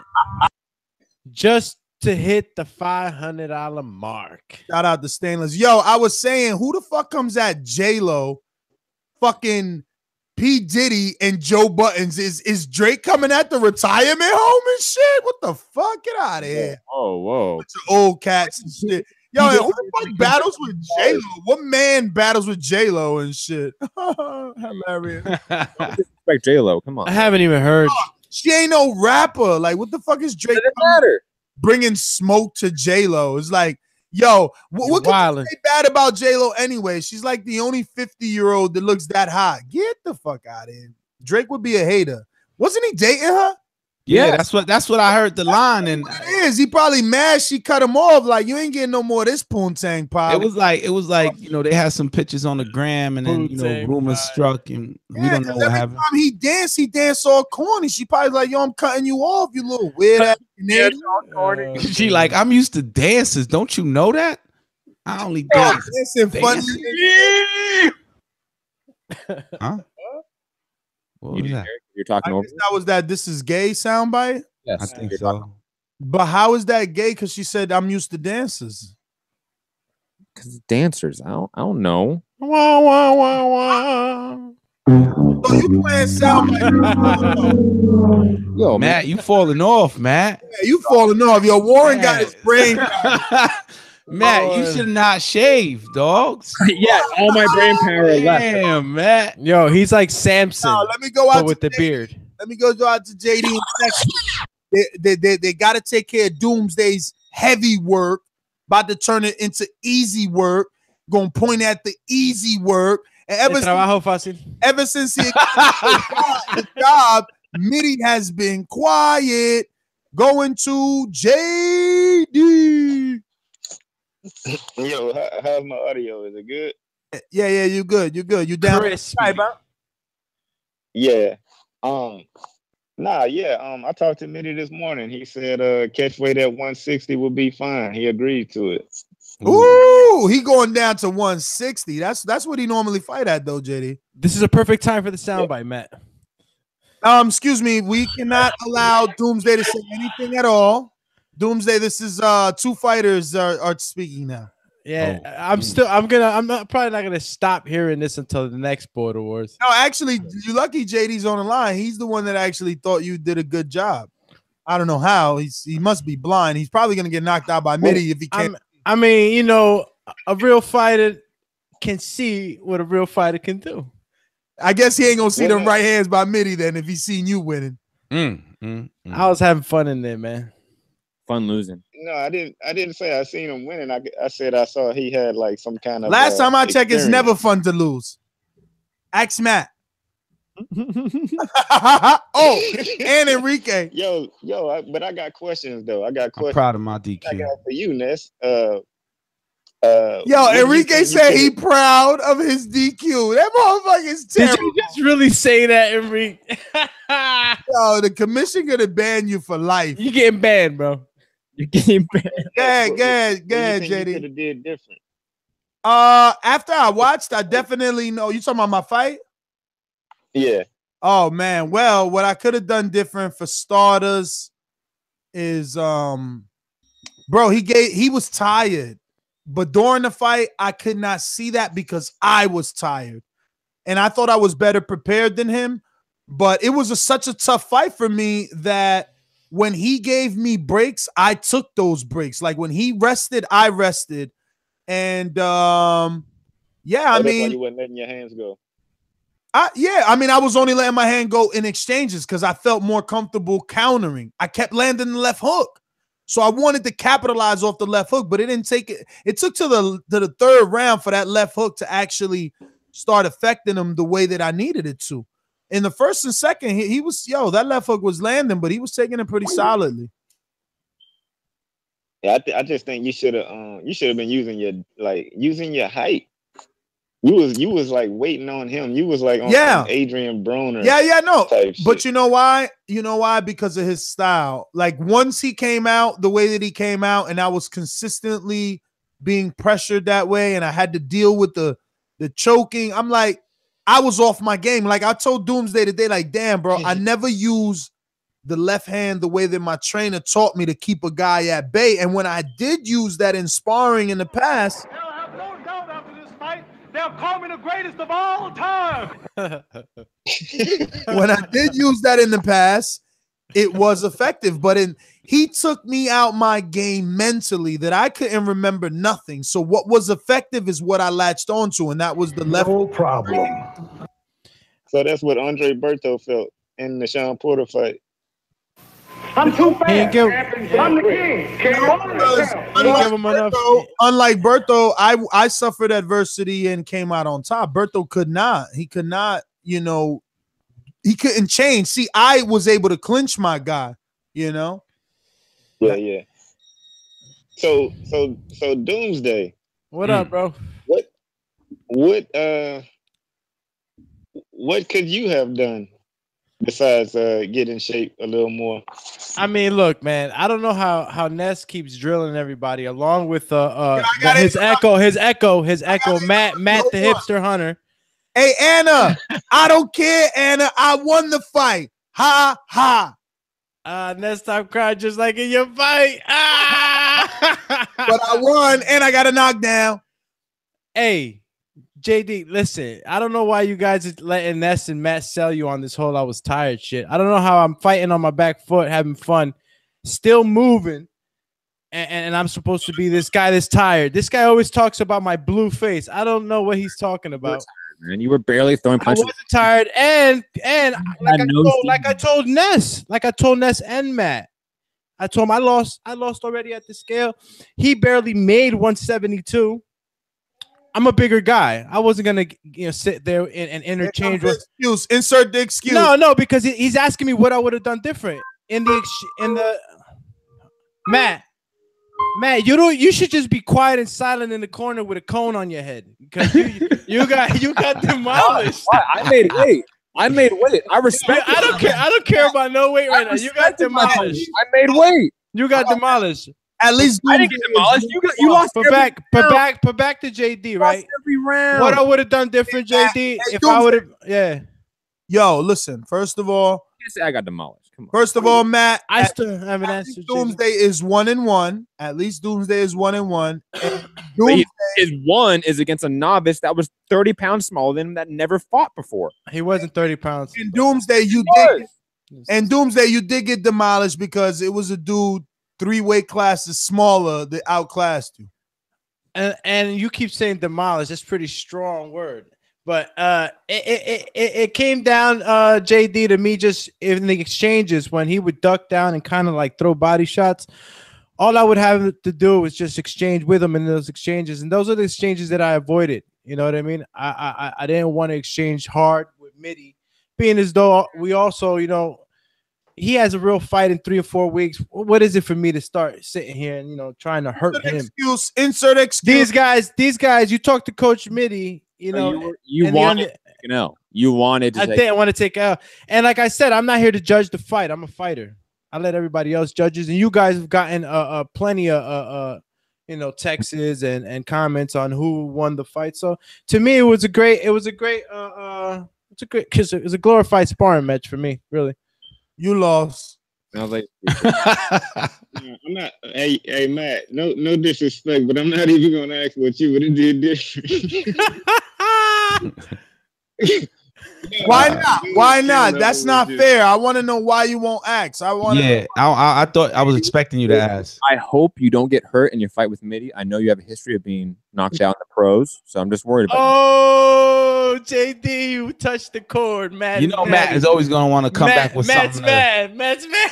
You want to throw out some smoke. Expect smoke back. That's all I'm saying. Johnny, I did listen to a few of AB's new songs on his mixtape. Not all of them, but a few. And the few that I heard, he got bars, to be honest. He's not bad. He's not awful. You pumping him in the whip? No. Okay. Yo, so Gus Sandoval and Georgie Porgy might be on the next Border Wars. Ooh. Yeah, right. Georgie ain't showing up. He'll get a heart attack with a jab to the chest. That's funny. So, JD, you all done? Yeah, I'm done. I'm gonna leave y'all with this, man. Errol Spence fans are like Power Rangers, man. Like it's morphin' time. That's how they coming out the woodworks, man. They just Yo, you seen how they attacked me on that show when we were asking whether or not he was a fucking star? I'm telling you, listen. He's a star, man. I know him. I know y'all remember the show Power Rangers, man. Like them dudes, they start turning up when they like it's morphin' time. So That's how Jay from Orlando just came at you a little while ago. He started getting like they into it, man. It's good to see. You know what I mean? Yo, you know why? Because we haven't seen that type of backing of an African-American fighter since Floyd. So shout out to Floyd for even giving Earl the initial push that he did. True. But that's all I got, man. All right. And it's similar with the Gervonta Davis. Now that they're backing him, he's getting that hate. He has that social media spike in followers. Oh man, Matt. I like Gervonta's character. Marie, yo, she said Matt did a good job catching punches with his face. No, we heard that before though. That's not that funny. Even our female listeners have it. It's okay. I still love Ann and all of our listeners that thought I got beat up. It's just, you know. Yo, that's why I can't lose, bro. And listen, I didn't know that dude was 24. I would have probably quit smoking if I'd have known he was 24, man. Yeah, right. Insert excuse here. Insert excuse here, guys. Winners don't use excuses. We won. You just did. I would have done better if I would have stopped smoking. Man, like I would have stopped smoking. Blah blah blah. Like, come on, man. For my own OW that could have gone the other way. For my own safety, I would have stopped smoking, bro. What the fuck are you talking about? What do you think? How old did you think he was? What, a 40-year-old? I thought he was my age. I swear. I didn't even know Cantu was that young. Yeah. I'm just keeping it real. Cantu looks young, but his boy didn't look that young. His boy looked like, Nah, his boy looked young too. He ain't look 24. Fuck out of Yes, he did. Well, of course he was big, but his face, he looked young, man. All right, man. Your face. Sal looked young. How old is Sal? The style looked young. Your style looked young. Call me young one. Your style look young. Your style look young. Yo, Enrique, do you got is your hair combed to one side? It looks that way. Let me find why he got the curly comb over? Doing some Romeo Santos. Nah, the headphones did that. Oh, he about to start singing bachata. The headphones did that. I'm like, yo, is that really what he's doing? Yo, right now? nah, that's funny because I was like, nah, that's just me bugging out on his shit shagging to the left. You to turn to the side to see you should have. That shit is funny because I was thinking the same. I was looking at it on the Google Hangout, and I'm like, yo, my hair look like a Gumby. Yo, you shit sagging to the left, B. If you would have had the Abner Mars part on the side, I would have been like, oh, he got the Hugo Centennial. Yo, Stainless. Ain't nobody laugh at that shit. Stainless coming at me talking about I need to find a jab. Yo, first of all, whenever I did use it, I landed it. But yo, he was running right through it. What you want from me, Stainless? I won. I'm moving on. Where's my other side, my old soundboard? No rematch? No rematch? I wouldn't give him a rematch. Not unless he's coming to Florida. Damn, imagine he wants that sauce and he comes to Florida. And he comes to Florida. We're going to be in Cunningham's gym, though. We're going to be in Cunningham. What would you do different? What would you do different this time around? I don't really got to do nothing different. It's a bigger ring. I don't got to do nothing different in the bigger ring. My back won't be on the wall. When I land the left hook, I'm not fucking in against the ropes anymore. So you're saying it was how much percentage did that have effect in your fight with Doggy, listen. The rematches never go the way the first fight went. Look at Enrique's. And usually the winner does better. Very seldom do rematches flip-flop. Well, okay, you used the word seldom, so I'll give you that. Yeah, I mean, think about it. We could go right here to have some revisionist history in check. I was just going to throw in, especially with guys like me and Mayweather. When we win, yo, I gotta drop this.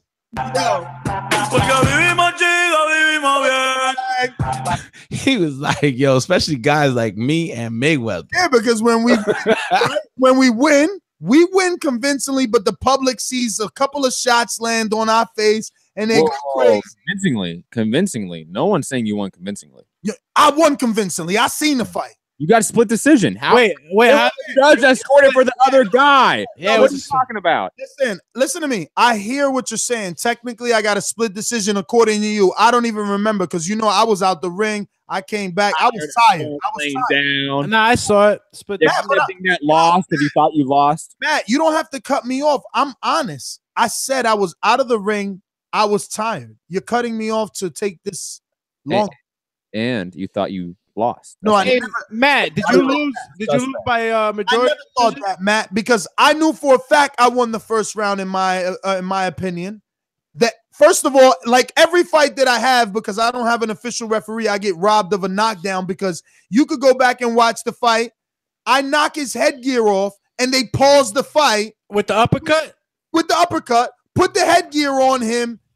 Everyone gets a break, but I don't get a knockdown. Get the fuck out of here. No fight. It's not a knockdown. It's not a knockdown. They just in the amateurs, they readjust your headgear and they. There's no reason that should have been knocked down. Just because the headgear's off. Get the fuck out of here. No reason. That's how the amateurs. Come on, you're reaching us. Clean shot. You're like Stretch Armstrong. Amateur boxer right here telling you that's not how it works, and you're like, no. Get the fuck out of here. That's not true. He called you Stretch Armstrong. Clean shot. Clean you're shot. Reaching. And listen. Floyd didn't look the way that he looked versus Canelo versus Maidana or Castillo. Yeah, Maidana made it ugly. I mean, that's what the AZL was doing. Exactly. Those styles, that's how the fight ends up. The funny thing is that Matt has no shame. What do you mean? He continuously gets his ass whooped and dares to have comments on winners' fights. Of course. They can talk about fucking Alex or Enrique. You can't talk about me. I'm the only one. None of us can talk about you because Matt, I don't think Ness can handle your critique. I'm the only one on Border Wars putting motherfuckers on their back consistently at 38 years old. Fuck out of here. Your young ass ain't. He went on one knee. You haven't done shit. No flake. You are the equivalent. Yo, Mofongo said no knockdown. Let's melt. You are the equivalent of that GIF that Doomsday sent with Homer punching the fly. Wait a minute. I must be seeing things right now. Anna Marie, that Enrique fight was not a DQ. What are you talking about? What? Say it again. Well, I mean, Enrique. She said that given 5 minutes, then I understand that argument. She said that your fight was not a disqualification. Yeah, it wasn't. It was officially. Shouldn't have been. You can make that argument, but it officially was. Stainless agrees too. Stainless, you better get in the fucking ring. Matt is happy. Matt is happy that I got DQ'd. No, I said it should be a no contest. In the ring. No contest. What does that mean? That it means there'd be like the fight never happens. Almost like a draw. Like no one. But the only way it could be turned to no contest is if not everyone, but at least a majority of the Border Wars participants agree that Jose and Enrique's fight should be decision and no contest because Jose faked it. To be fair, look, real quick, send the email out there. But Enrique, that has to trump the fact that he still broke the rules and hit after 3 times. Enrique, how would you feel if we told you that many feel that you might have just been mad? No, I showed some of the comments to Doomsday. People think you did it purposely because you got to remember this is a boxing fan. Before you interrupt me, this is a boxing show, so people are purists and they don't like that. So yes, you're a casual, but they look at it like in real boxing. When people do that, is because they have no way out. They're looking for a way out. If this was real boxing, the referee would have been between both of us. Very true. Very true. I feel like that's there's an answer for everything that these people say. Even for Jose falling on the ground, it's all right. The punch rattled him. Did you hear the break? I never heard break. After break, I heard fuck that. I quit when he's on the ground. So were you? Could we say that you were in the red zone? I don't understand. What's the red zone? I mean, you couldn't hear. Yeah, you couldn't hear the ref saying break after he said it 3 times. Difficult to hear, so I agree with him. Was it the loud crowd? First of all, yeah, you got to remember that all happened in Jose's corner. Jose's corner was deep. It was like the whole Canadian team on that apron yelling at him. Yeah. Okay. Yo, you butthurt, man. All you gotta do is get a Ain't couple butthurt. wins and get your shot back. Ain't butthurt. Get a couple wins, get your shot Just back. defending myself. You, Jose, had the conversation during the long dinner. You yourself on your vlog said it to Jose. Yo, we had a whole entire dinner hearing your excuse. So obviously, it takes that much to excuse yourself to have a reason why. So I have to have my long ass reason why too. So don't say I'm butthurt. I'm just telling you my reason. You butthurt. Yo, Fern Gully and Warren can't fight unless Fern Gully goes down in weight because Warren was a fight that was at 137, and now he's going to allow 3 extra pounds to get more participants in his division of 140. So if there are any 140 pounders, the registration for the new Border Wars Series 3 will be out in a few days. Strike while it's hot because registration will close once we have immediately our quota. We've met our quota. We're closing it up, you know. Matt, you got your license revoked, according to John D. James. The guy that threw the illegal blow will probably be more likely to get his license. True, but Matt, after 2 stoppages, maybe the commission is suspect. They don't want to put him on vacay. Don't get me fucked up here. 2 stoppages. I got a majority decision loss in my last fight, and I was never knocked down or hurt. I don't know what you're talking about. The public, they're all questioning Fugatti's scoring. Shout out, hell yeah, Fugatti was bought. Yo, shout out to Alex, man. We haven't heard from Alex in a long time. So nah, Fugatti was bought by me though. He scored it for me, I think. But I think he was lying to me. I think he was telling me in my face. He had me winning, but telling everybody else like I lost and shit. Nah, I'm gonna tell you the truth. Ready? Mask off. So I'm like the guy now getting the scorecards and making the announcements. So you know, now is Ness's fight. Everybody's making these faces. They're giving Heizel the instructions now, judges, right? And they're like, yo, he could win. He could win. Mitty's corner goes to Heizel, starts giving instructions. That same guy is a judge. So now it's the second round. Yeah, so my judges was second round. After the second round, I'm like, yo, how you guys have it? Because I wanted to go to the corner and be like, yo, it's 1-1 or it's whatever. And they're like, yo, 2-0. I don't know what you're talking about because nobody in Heizel's corner was a judge. Who's saying Heizel corner? Who said that?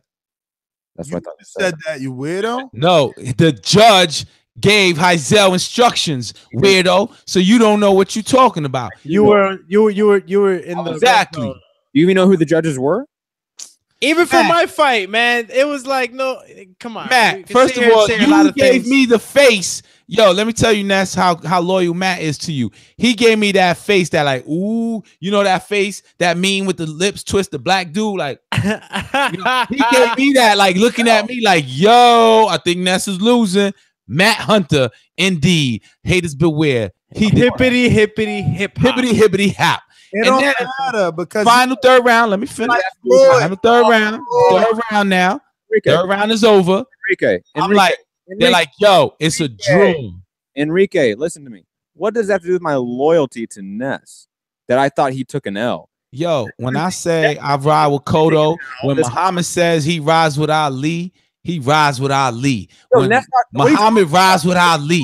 When I say I ride with DSG, I ride with DSG. A Yankee fan, he's gonna ride with the Yankees. A Met fan, he gonna ride with the Mets. He ain't gonna switch sides. It's the cash spaz.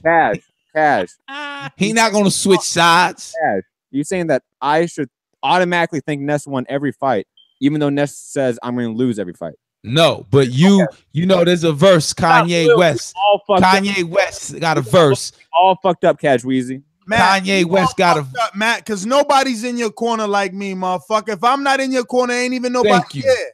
You gotta teach him that loyalty, man. I was gonna lose and get knocked out every fight. See, he was 2 when Matt. He was 2 when Pac was born. That don't mean he don't know Pac, but he missed the damn loyalty part in Pac's music. Ness said I was gonna get knocked out every day leading up to the fight. I don't know what you guys are talking about. Yo, who was in your corner giving you water and giving you yelling? Damn, Matt. Damn, Matt. So Again. I'm just saying. Again, questioning loyalty. Throw the damn towel. Questioning somebody's loyalty is a little bit fucked up, Enrique. That's just a little bit fucked up. All right, your fanaticism, man. Your fanaticism. Damn, that touched you. I'm using the word loyalty. Sorry that it touched you inappropriately. You're delusional. That's okay. In what sense? You're delusional in almost every sense, but you too. You think you handsome in the sense that you think you fucking proud of that DQ. You think you got a knockout win, homie. Like, stop. You walking around with your chest poked out with that cheat. You like Andrew Galata right now. Nah, see, when you use the word cheat, you're actually making accusations. That's what it is. You're making accusations. When you say you that's cheated. what you do when you break the rules. It's called cheat.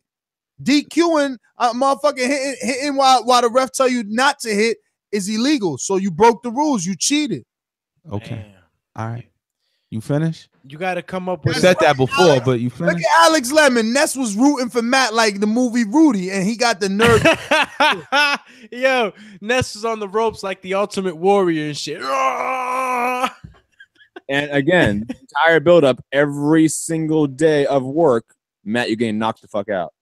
Yo, what the hell is Fam Ali talking about? Ness, your soccer mom, Matt, and you missed him. Wait, where? Wait, what? Your soccer mom? What? That's your soccer mom, Matt. Yo, I don't have the chat up. I need to load that up. I don't even know what the hell that says, and I think I don't know what that is. Whatever. Anyway, this is Dragon. It's time. We've been on plenty of time.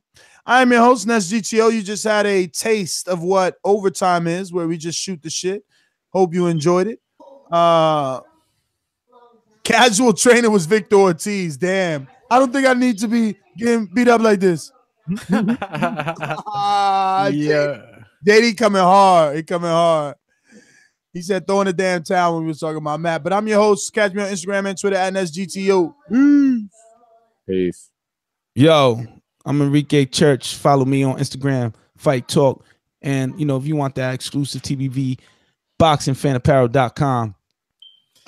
And I am Alex Doomsday Lainez. Catch me on IG, Alex_Doomsday_LAINEZ. And on Facebook, Alexander Lainez. And on Twitter, AlexTPV1. Go sign the contract, puss. He says that he has the blueprint, Ness. Oye, chico, tengo el blueprint. Yo, talk is cheap, and I'm looking for a tune-up, yo. I need me somebody I could dance circles around. Damn, he said you look at Ness' corner during this fight, panic mode. Who was panicking? Ness was shook, man. Oh, yo, Matt, call it what you want, Matt. Matt coming out his shell. Matt, never ever call me loser because I didn't do it like you. And I didn't say you lost. You definitely took a little bit. Doomsday all got that in common. Y'all got these L's. They on your head. No matter which way y'all flip them, y'all lost. Call them the L's. I'm undefeated with a belt. Don't make me stand up and get it. I got it right here. Yo, but how he got the belt, though? But you got to defend your belt. You got to defend it or you got to vacate it. I did defend it. Oh, you were defending up and comer. Not like y'all pussies. Man, you fought Erickson Lubin, man. You fought a prospect. Not even. Yo, so wait a minute. So the prospect took you to war. What are you talking about? Fucking they didn't even fight at Erickson Lubin. Wait. Matt, wait. Okay, I'm waiting. He didn't sign his fight with Chris. You could easily fight Hasael, pussy. I won't fight Hasael. Exactly. Too out for me, yeah. Exactly. You the one boasting Ali, though, not me. Oh, they don't want me fighting. And Ali did what he had to fucking do. Oh, that's all good. Enrique can fight Hasael. He could win that. Absolutely. No, he already did it. He already did it. I don't want to fight Sean Porter. Of course not. Who said that? You just said it. You like, nah, he too much for me. Jose got Chris Garcia in his crosshair. Kind of big, man. You know, he leaning on me. I'm a fucking flip over the ring, man. Nah, you ain't flipping over these ropes. These ropes over there in Florida are tight, bro. They ain't like the ones over here where you just fell through ass back. Dr. Mofongo, take all the notes you want, man. By the time you ready to fight, I'm gonna be 44. No. Retired. Know what I mean? Kicking up. Jose, you know you got Chris in your crosshair, so stop playing. Jose, you mean Enrique? And I mean Enrique. Fight. He got Chris calling him out on Patreon. No good. Let him. I don't know. Yo, is July good for you, Enrique? You doing some family shit for the 4th?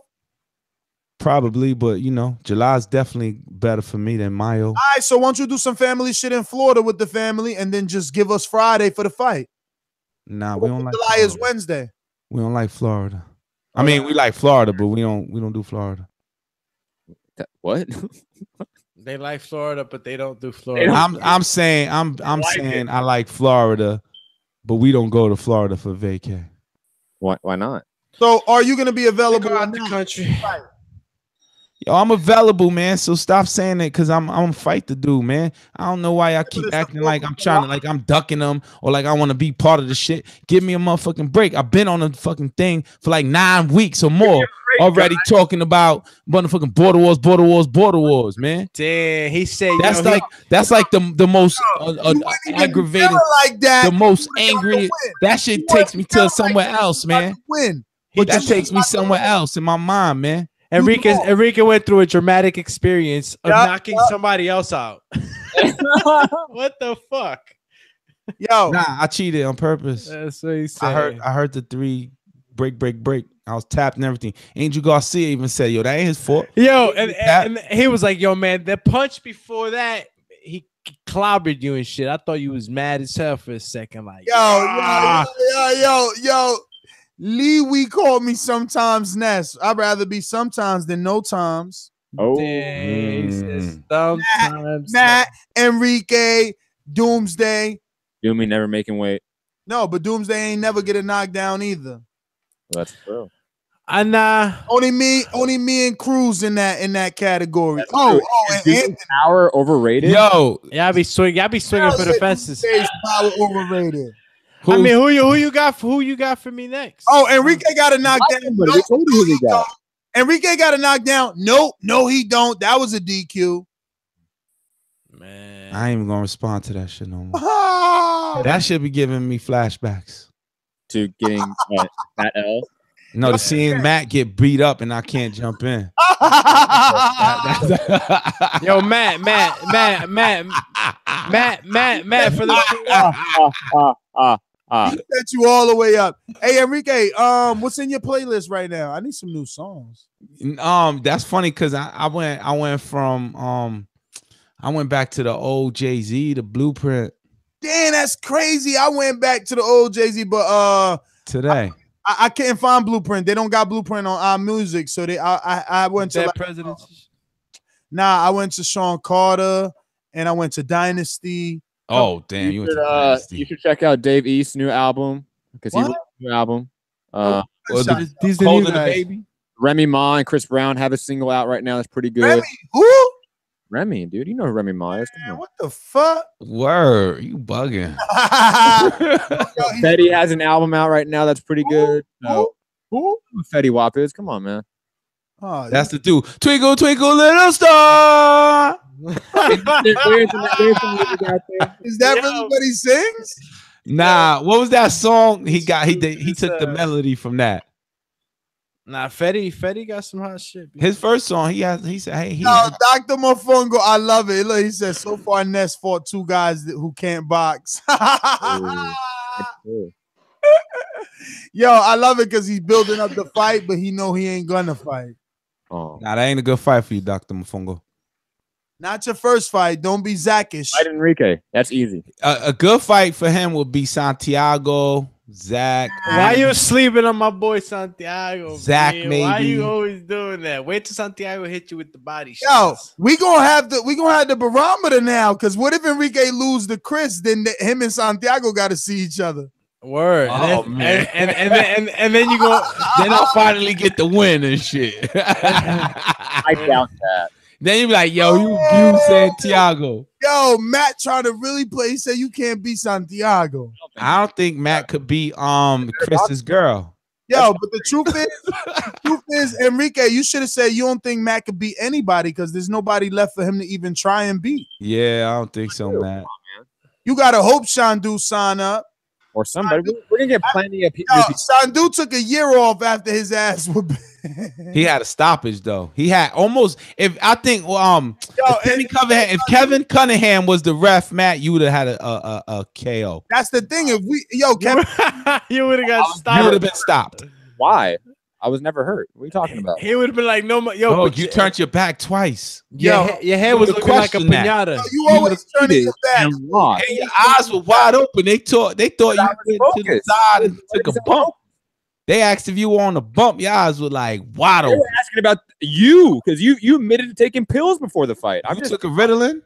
No, you took pills before the fight, homie. Focus level. You're the one that had the mental breakdown because of all that pill usage. I'm just worried about you, man. No, you took pills before the fight, Henry? Matt making shit up, man.